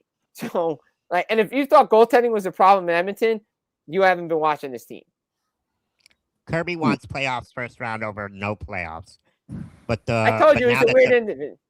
But now that the pick is in play, I'm fine with trying to get the top 10 pick. I agree with Kirby on this one. That's my guy. It would get less with a 1-round series loss too. I'm not think about how much the hockey world would lose their mind if they got a top 5 pick. About one. Could you imagine if we get one? Oh my! What's his name from? Gary Bettman wouldn't be able to leave his house. Imagine if McKenna went to Florida. Oh, how much would Florida be hated? Honestly, they're already hated. great for the league. It would be somehow awesome. Orlando Magic got those ping pong balls just right. I mean, back in the day. I think they would be hated. I think they're already hated. You think the Ranger fans hated us to begin with? Imagine if we got. Oh God, it's tough wearing Florida Panthers stuff up here. I'm telling you that. I can't wait to create the content against Biz if we get McKenna. That would be great. He would lose his crap. Especially if Toronto doesn't make the playoffs. Yeah, if Toronto doesn't make the playoffs, the lottery. But let's take a look at the Panthers schedule here coming up. I think these are crucial games. Do I need a magnifying glass? Sorry about that, Jim. Is this better? A little bit. All right. So we got the Maple Leafs coming up on February 26th. Buffalo Sabres. So it's a back-to-back game. February 27th. And the Islanders here on March 1st. And March 3rd, we got your Devils. So I think a win. That's a win. That's a guaranteed win against the Devils. No guarantees. That's a no lock. guarantees in this No game. guarantees in hockey. That's a lot. That's a lock against New Jersey. Telling you right now. But out of these 4 games, for the Panthers to stay in it, how many do you think they have to win? What for them to because I know the trade. Well, they gotta beat. They have to beat Toronto and Buffalo out of the gate. They have to pick up 4 points there. You have to win those games. I think you have to beat. You have to beat Toronto, Buffalo. You have to find a way to beat Columbus and Detroit. Those are the games you have to win. To me, out of the first 6, you got to win 4 of them. I agree. Figure out a way to get points in the rest of them, because to me, Detroit are must wins and must games where you have to get points. Same with the Columbus games, because you're chasing Columbus, right? And Detroit's in your division. So those games you circle and you have to win. Same with Toronto and Buffalo. Those are 4-point games. Right. Those help you more in the standings than, say, winning. Don't get me wrong. Beating the Islanders and Devils are important, but they're not as important as the games in your division. Exactly. No, I agree. Thanks, Jim. Can I ask you a question, Jim? Yes, sir. Sorry, Cease. No, you're good. Elliot Friedman. Elliot, sorry, Cease. I apologize. No, you're good. Thank you. I just hit in my head, and Jim's the guy to ask. Elliot Friedman mentioned, I think it was today or yesterday, that he's curious to see how many teams after the Olympics shut down some key players. Do you think that's going to be a big thing, or? I think it's going to be a bigger thing than a lot of people think it's going to be a thing, because I think a lot of guys are playing hurt. Yeah. I think a lot of guys are playing hurt. I mean, realistically, if there was no Olympics, McAvoy's not playing right now. And Kachuk, maybe. Kachuk's not well, let's be honest. If there's no Olympics, Kachuk might not be seeing the ice this year. Right. Yeah. Great point there. And Great point. Mikola's got some nicks and bangs here. Lundell. Lundell's beat up. Playing a lot. Reinhardt. Reinhardt's Bennett. definitely beat up. Bennett's beat up. Like all these guys are beat up. There's a lot of guys on a lot of Marchand teams. now. Marchand's Especially definitely beat Marchand. up. I think Why do you think he was? Wait a minute. Marchand was beat up. He was held out of the Tampa game. Like, Yeah. He looked just and he only fine played- the game before. No, he only played 10 minutes though. Yeah, he had. Yeah. It only was a couple quality saves. 10 minutes. I mean, it was quality 10 minutes. Don't get me wrong. He scored the That shootout was winner. I watched it. Great game. It was great because I watched it on TNT in Tampa when the Florida Panthers won. So it was great. Actually, I was in Boca when I watched it, so it was close. Oh, why didn't you call us, Jim?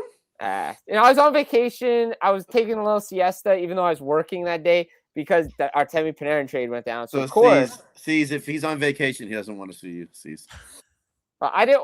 Look, He doesn't. wait a minute. First of all, I actually wasn't I say I was on vacation, but I did Cats and Bolts with Rob Peterson that day as well, Yeah. and I did, and I did his show the following day from his studio. So it was a working vacation, Yeah. but I didn't go after I did the Tampa games. I did not go down to Sunrise to go to the game because I just wanted to relax, and my mom was with me, and I just wanted to just be like, all right, My Boca's nice.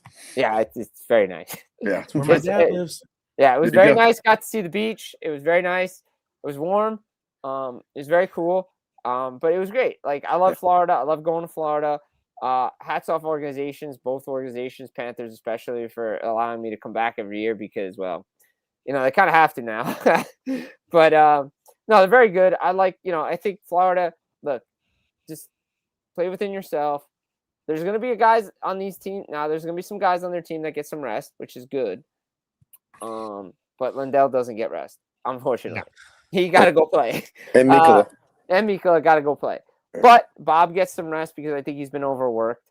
So that'll give him Ekblad gets some rest, which is nice. Yeah, Ekblad gets some rest. He took all of Seth Jones' minutes. Yeah, he did. And he shouldn't be playing Seth Jones minutes right now. No. Be honest. No. Be honest, he should not be playing Seth Jones minutes right now.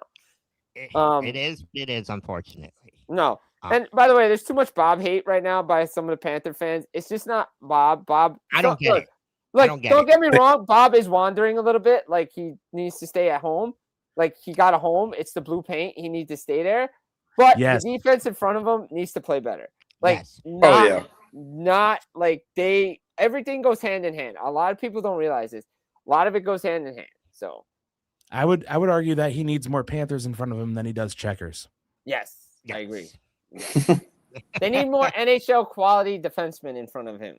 Yep. Yes, and Biringer has been playing pretty good for us, but he's not a defenseman. He just gets out muscled, and oh my god, so many times I see him, it's like, damn, what are you doing out there? And it reminds me, oh yeah, we don't have Seth Jones. No, we don't have Kulikov. And I think Kulikov. Just look at the injuries. Kulikov is the biggest, I think, injured defenseman that. I agree. It's been a when much we bigger lost loss him, than I'm we like, talked oh about. crap. Well, we talked about this. We talked about this on Cats and Rats when it happened. Yep. We said Kulikov injury is bigger than the other ones. Like, don't get me wrong. Like, Barkov is huge because you don't have your number one center, but you can overcome that. Yeah. Not having Dmitry Kulikov back there is so huge. And a lot of people are shitting on Petrie. Well, Kulikov was supposed to be his line mate. So he's got to do what Kulikov was doing. Petrie was fine when Kulikov was in the lineup. Yes. Exactly. So, yeah, I totally agree. I'm glad you see the same thing that injury has not been talked about that much. No, injury's huge, man. All the injuries are bad, though. Of course. And now, I forgot, Vanasak is injured with that hamstring injury, I think. It did not look good, so it'll be interesting to see what the Panthers do as backup goaltender here. Yeah, Tarasov's out. Well, let's see. We'll see. Maybe the time off gives Tarasov the time he needs to heal up. We'll see when they have their first practice. I believe in like a little after a week or so, they'll be allowed to practice. We'll see if he's out there.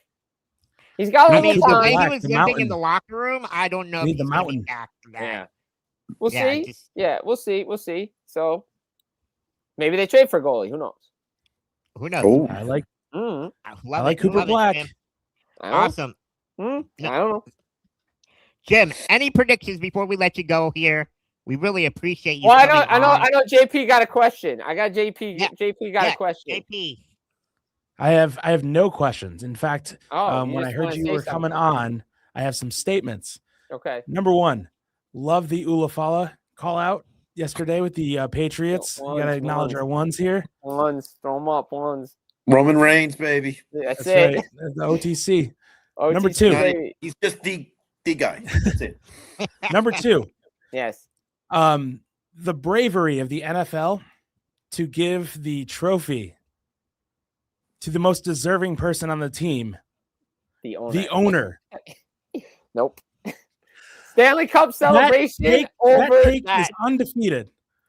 I love the fact that you got to call that stuff out because there's some pantsuit that wasn't even involved in the day-to-day that gets to hold the Lombardi before the players, Sam Darnold or the coach or Walker by the or way, the punter.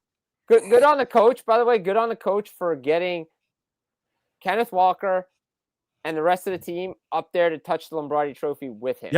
Yep. Good on the coach. McDonald with a little D. Yeah. And you know, that's why I love the NHL trophy more than any trophy. Yep. In other sports. The celebration is the best. Just wanted to say that was a W take for you. I appreciate that. Thank you. Any other comments from my Twitter last night that you giving me props for? Let me go back. That's it. The Ulafala one is the one that got my attention. Yeah. I'm a big wrestling guy, so I was like, I saw it. Jim, I might be going to my first wrestling match. When? With me. February SmackDown's 20th. Here. SmackDown.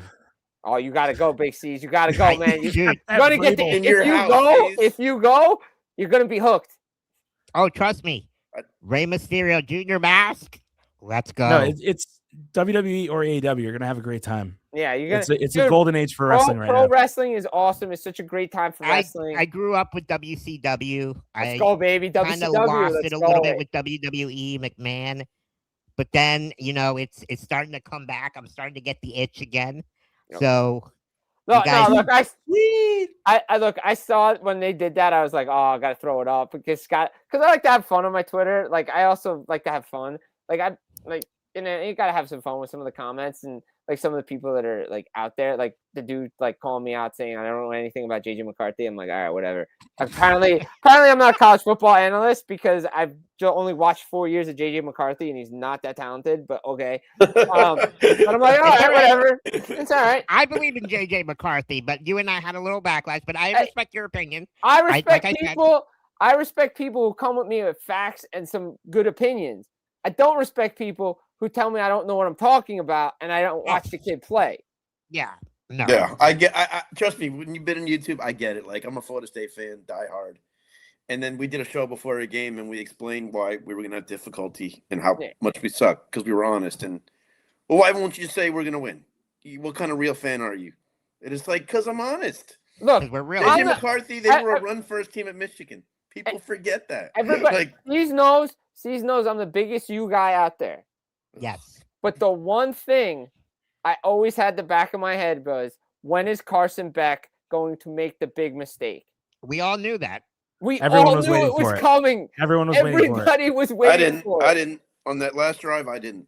I knew the pick was coming. I knew the pick was coming. Oh God, Ole Miss game again. They screwed up with the 3rd and 1. Yeah. I was watching the Levitard show live cast. Yeah. And Roy Bellamy was like, here comes the Carson Beck interception. Yeah, here comes the Carson Beck interception. I'm like, I knew it's coming. I was like, Roy, don't say that. Like, I just knew it. I'm just like, it's coming. I know it's coming. And I'm going to be heartbroken. Well, thank you for manifesting it. Yeah. And it's crazy. But as an analyst, I'm like, there's Yeah. something like Carson Beck. He was okay at Georgia. He's been okay for Miami. He's made the throws when he needed to, but the defense has really carried them in this playoff. And the offensive line. Yeah. And I'm like, look, it was a good game. The better team won, no doubt. Like, Indiana was a better team. But I was just like, it's Carson Beck. I thought it was Ole Miss all over again. Yeah. I said, oh. It was a good game. I enjoyed He led him it. on that drive against Ole Miss, so. It was in I him. was No, I mean, he was- played well against Ole Miss. He played well in the playoff, right? It's just the one game Indiana brought the pressure, and that was it. That was over. Yeah. Yeah, and Mendoza made more plays than Beck did. So Yeah, I mean, it was a good game. By It the way, was. the national Great game. championship over the Super Bowl this year. That's my take tonight too. Absolutely. yes, Stanley Cup. yeah, As far as entertainment goes, absolutely. Look, yes. the only reason I say the Stanley Cup celebration is better than any other pro sports league is because it goes to the players first, and I've Yeah. seen it a lot firsthand. And the way these guys celebrate, being with the guys on the ice, talking to them, just understanding what it takes to win that trophy. Hardest trophy. It's the hardest trophy to win. Mm. And these guys, like, I know it's one game, it's a Super Bowl. I know the owners own all this stuff, but you didn't do anything. No, they You wrote don't. a They don't check. need it.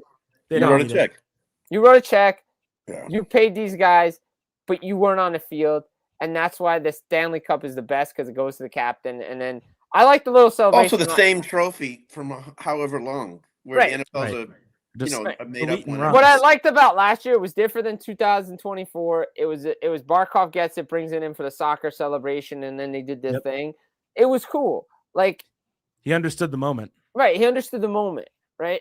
And Yeah. by the way, I texted C's this day of Game 6. I said it's over tonight. Like, it Yep. was, Hey, I thought it was over. I think we all knew it. yeah. Edmonton was just After Game 5, I texted the guys up there. I said, just leave the suits. Whoever in Edmonton, just leave your Yeah. suits there. It's Cancel over. your hotel reservations. Yeah, in Fort cancel- Lauderdale by cancel- elbow room. Cancel your Edmonton reservations in Game 7. They took their soul in Game 5, man. Yeah, they just took it. yeah. Because And I think, really thought this was my, and I've said this on Cats and Rats, but I really thought when Draisaitl scored in Game 4, I was like, okay, Edmonton's winning. They're gonna do it. They're gonna go home. They're gonna win, and then they're gonna come back and win. Because I was like, they took the Panthers' soul in that game. I was like, They did. I still I'm like- blame Biz for that. No, It's I know. his fault. It's No, his but I fault. was He came like- into my section, brought the bad juju. Right. Because they were up 3-0, and I'm like, all right, well, maybe this is a runaway. And then no. And then they won in overtime, and I was like, all right, well, this is That Edmonton. game was such a roller coaster, Jim. I don't know if Oh. you remember it, but because all Panther fans, we're up 3-0. We're We feeling good. celebrated too early. I was like, oh, they're done. They're done. They're done. I thought it And- was over. I was writing the column. I'm like, Cup's going to be handed out in Game 5. I was looking for plane tickets for Game 5 because I really wanted to go. I was like, I got to be in the building for when the Cup gets handed out. And then I was like, oh, wait, no, I don't have to do that anymore. Game then 5 they was come when we back got and Yeah, killed, so right? many people spent No, like Game said we're 5 is not when going to Edmonton- Edmonton. They stayed in Lauderdale. It was great for the economy. Like, I stayed after because I already had I had victory. my stuff for Game 6. I wasn't once Edmonton ties the series. I was like, I'm not going for Game 5. Yeah. Dan and Chris also stay here in Florida. Yeah. They're like, I stayed they're gonna in come back. Florida. They're not I gonna went limit I over went to there. the beach a couple of days. It was nice. Yep. Like, it was great. I didn't care. But yeah, so kudos to them at that time. But you asked me for a prediction, right, BigCeaz? You want a prediction? Prediction for the Olympics, top 3 here on the BigCeaz Show. Who do you All right, have? might be unpopular opinion. It's gonna be unpopular for a lot of people. I don't know if It's okay. I don't know if I'll be invited back to the BigCeaz Show though. You're always invited, no matter what. We love you, Jim. It's gonna be Canada, Sweden, Finland. USA doesn't medal. ooh. What's your reason for that? I don't think Ooh. the team's good enough. Okay. I don't think the team doesn't have enough goal scoring, and I don't think the team's good enough. And if they run into a Czech team in the quarterfinals, I think they lose. So if they get off to bad starts, they don't have the scoring. No. And if they get to the bronze, this is my issue. If this So team, what are the keys for Team USA to get into a gold medal round? they have to they have to play good defensively, but B, they need to outscore their opponent. And when the game gets tough, they got to learn to play the right way. They don't have enough guys that can check, and I just don't think the team's constructed the right way to get the goals. Like, because I saw it firsthand. 4 Nations, you needed 1 goal. Kyle Connor wasn't playing. There's no Cole Caulfield. There's no Jason Robertson. Lane Hudson's not on this team. I know I may sound like a Canadian guy, but I'm not. I just think there's better players that should have been on this team that are not on this team. And there's this narrative of guys are too small and can't play is a problem for Team USA. Wait, who were your 3? Oh, I'm sorry. After Canada, who were your say that again? Canada, before- Sweden. I think Canada, Sweden is going to be the gold medal game. and I think Finland wins the bronze. I think Without Finns are, Barkov? Without Barkov? yes, I think they have a really good team. Okay. Finland in the Olympics knows how to win a medal. They just do. No, I was just curious. Yeah. It's a more graceful game They in the Olympics. yeah. Yeah. And it's a different game. It's not like it And- was in last year's Four Nations. And here's my You make and I- solid points. Like, but here's my other thing. I've seen Team USA give up in bronze medal games before. Like And 20- do they do that 2014 this they made- year? 2014, they played Finland in the bronze medal game and absolutely just laid an egg because they lost to Canada in the semifinals. But that's why I thought about that a little bit, and then I loved hearing Brady Tkachuk come out yesterday saying, "We're staying in the village the whole Olympics. We want the full experience." Saying stuff like I know, I listen to little things like that because that means to tell me that Yeah, but I also listened to what Nate McKinnon said. He's like, "Yeah, it's great. We're staying here. I'm not here to have fun. I'm here to win." no, Canada's a different beast. Yeah, I know they are. Look, Yeah, I don't know like, if I Germany's understand good that. enough. I don't know if They're Germany's not good just enough. happy to be there. Like, I just don't know if Germany's good enough. I really don't know. I picked them because of my roots. I'm part German, so has nothing Really? to do with the talent and stuff. So my pick. I think they have a good. I think Germany has a good talented team, but I'm just not sure on the big stage. They're And doesn't on the Sweden same have some level. big? I'm sorry. Doesn't Sweden have some big injuries too that they're dealing with? I don't think so. Merle's told me that from Spin Chicklets. He said we got some injuries in Sweden, so he wasn't picking them. I mean, You're I the know man to that ask. Yeah. Landeskog's back. Brat's there. I know Finn's had a couple of big injuries. Yeah.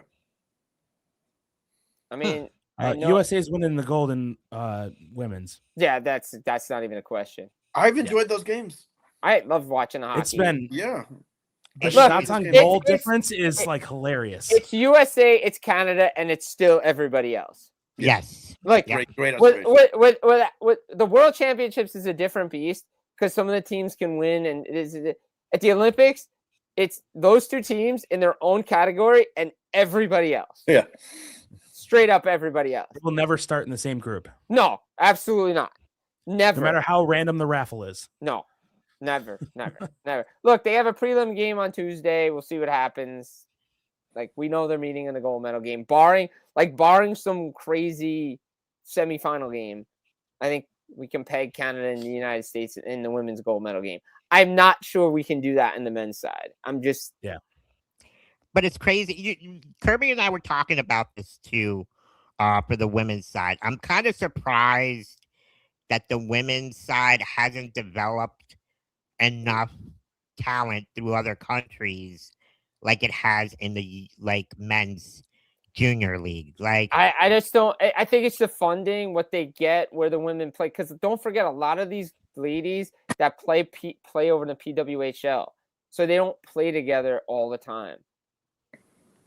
Too. okay, so Like, I know there's a couple ladies that I know on the Czech team that played in the NWHL, now play in the PWHL. And now are playing for Czechia. But a lot of them go to the World Championships and have good results. But I don't understand. Like, I get it. Like, it's World Championship. But is it where a lot of these countries they don't have a lot of the women don't have that ethical and experience of playing sports? Is it more like because I just feel like there's it's not weird. enough. It's just weird that it just doesn't translate from World Championships to Olympics. Gotcha.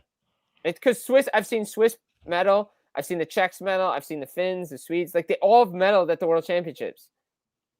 But when it comes to the Olympics, it's like USA and Canada are hands down like better. It's always. But do they invest a lot less than in the Olympics? I mean, I don't think so. I mean, they all want to win, but it's just the shot differential is just complete. They just play two different games. It's just somebody said this to me the other day. Or yeah, actually it was today. They're like, I was watching the game. They're like, USA and Canada could probably play in the National Hockey League right now, and probably win, and probably make the playoffs. I'm like, yeah. Like, that's crazy. Like, if you really think about it, watch it. They could. Like, they play the men's game, and they do. They play a men's game in a women's sport. That's what they do. They play a men's game in a women's sport, and that's why they're better. Good point. That's what I'm seeing anyway. And I just want to say this to your audience. as much as we know where Panarin went, and as much as he wanted to go to Florida, It wasn't not a John Cooper or a Paul Maurice type guy. Just saying. No. Hmm. And I even told that to Kirby on the side. Like, he doesn't play Paul Maurice style hockey. So Look, I wrote if in we my get article him- today. Like I wrote in my article today, if there's two coaches that could get him to buy in, it'd be those two guys. But I never saw it happening because No. for me, Florida would have had to done too much surgery to make it work. Yeah. Yeah. And Especially with the cap. it doesn't fit with what Tampa's doing right now. No. So let him go to LA. Do you see the Panthers exploring the trade market? Yes, absolutely. Will they be, real quick, before you go, Yes. buyers or sellers? Oh. I think they want to buy. I do. From the tea leaves I'm getting, I think The they want to buy. cap's going up, isn't it? Yes, they definitely want to get a guy with term, but they could settle for a UFA defenseman. They could try to get a defenseman. I definitely know they're looking for D.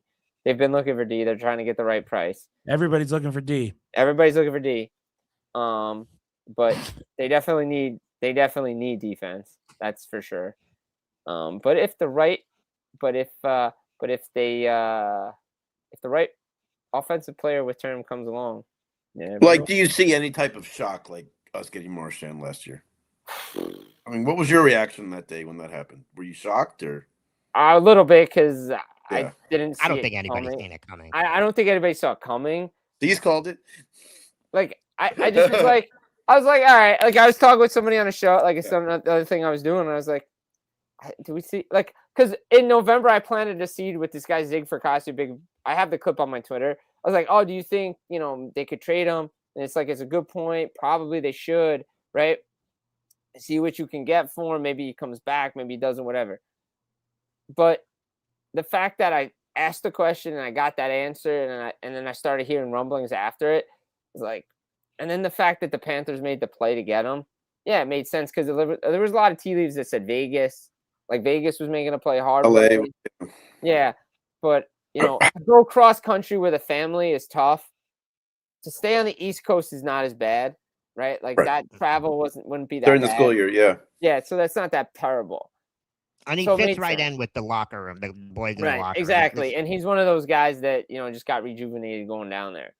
We can Do thank I- JetBlue for that. Yeah. Do I see something like that? Maybe. Just something that we didn't see that coming. I think Bill's so hard to get a read on sometimes because like 1 minute it's like the market's quiet and that's when you should like And he just does it. that's when that's when there's trouble. If there's quiet, if something's happening. Like the Seth Jones one, I heard defenseman, but I didn't know what it was coming. I think Kirby and I were on that, including Nick. I think We wanted if Seth Jones. anything, if they get a defenseman, it could be a defenseman with term. I think they're sniffing around some places. Any shot of getting a goaltender with terms, especially with Bobrovsky now. This is his last year. I think Does he I think resign? a lot of this too with Bob is I think as much as he doesn't want to talk about contract, I think that's a factor right now Of course. because I think they want to keep him, but I don't know what it's the They don't Markstrom know his number. discount rate. Well, it's the Markstrom number. Okay. It's 6. It's gonna start with 6. That's And the do number. you pay a guy 6 that year that at that age? Or you do like it depends on what you want to do with him. Do you go over 35 1 year performance based because you can do it now, right, with him? Or do they link him up and say 2-year deal to finish with everybody else, right? Like, Yeah. um, Finish with the core. finish with the core, right? That's something they're gonna look at. I think they'll definitely look at a goaltender. There's a certain guy out of Minnesota that would be the one. If there is a play the Florida Panthers make and it shocks everybody, it's Wallstad coming from Minnesota going to Florida. There we go. That would be the shocker. And that's That when would you're be- not throwing in the towel. That's them not throwing in the towel. Yeah. Excellent dismount. Like Awesome. that's them just saying, you want to shock the world? Okay, we're gonna go get Jesper Wallstedt from Minnesota. Wow. I love it. Love it. And Like, what that's what- would they have to give up to get him though? They can have Samasevich. Like, I think Mackey probably's gone. And we've seen the writing on the wall just with his minutes going down the last couple There's of games. probably going to be a center involved. Lundell. Probably. Oh, but not after what he No. said the other night. No. The Probably Lundell's he doesn't have trade protection, and that's the Nope. type of play. But I don't think they would do it. I think it would Lundell's be not Erod. moving. It would be Erod or Verhage going the other way. Yeah, I can see that more. I can see Verhage because of his contract. I think Erod does too much for this team on every they line. love him so much. Dude, he's been our best player this season. Well, besides Yeah. Marchand. Besides Marchand. Yeah. Well, Besides Marchand. but as far as being healthy, playing almost every game, Yeah. like he How many he- different positions? Like All of them. so many people hated Yeah. him when we got him. Like, oh, we paid him too much. I'm Wait a like, minute. Not everybody, because some of us who know hockey said this was one of the best signings at free agency. Sneaky good.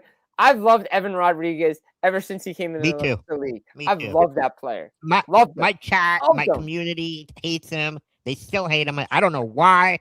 The guy Dude. is such a Hey, nice Caesar, guy. One of the don't heart and rope me into soul that, of the Caesar. team. Caesar, See- don't rope me into that. I Yeah, love me too, Erod. please, Cease. Look, Me too. Okay. Guys, I love all you gotta Erod. tell everybody is hashtag do you watch the game? That's it. That's how I Yes. tell everybody. Do you guys He watch? is- he's also Do you one of guys the hard. He's also part of the heart and soul Dude, of the team. the guy you know? plays center and wing on every freaking line. The Both first ways. line, second, third, and That's fourth why I line. don't Like, think they want to get rid of him, but he is like again, it all comes down in the direction. How this team starts coming out of the break will determine what they do with the deadline. Yep. That's- totally agree. Yeah. Easy. Jim? Anyways, thank you, Jim. That was great insight. Man, we love your talks.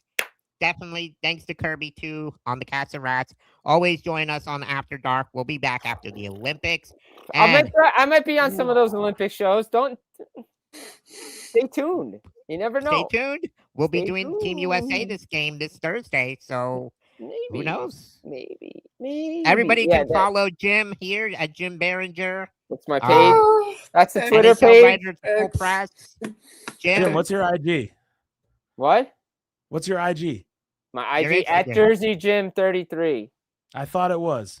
That's my IG.